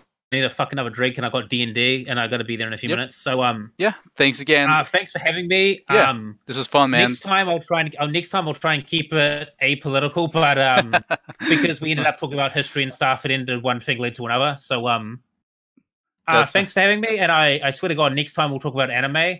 Just you come up with a list of shit of anime you want to talk about, and if I've seen it and I remember most of the details, I can talk about it. Yeah. So yeah, we've been going on for almost 3 hours. So did you get your money's worth from me? I did, man. I enjoy this talk, man. All right. Well, I'm going to stop my recording. So goodbye. Yep. All right, man. Thank you. We'll see you next time. And bye, Itchy. It was great having you here. Catch us next time for more podcasts and our other content. So follow us on Twitter, on Facebook, wherever. Discord's in the link. And we'll be seeing you next time, everyone. Bye. I've saved my recording.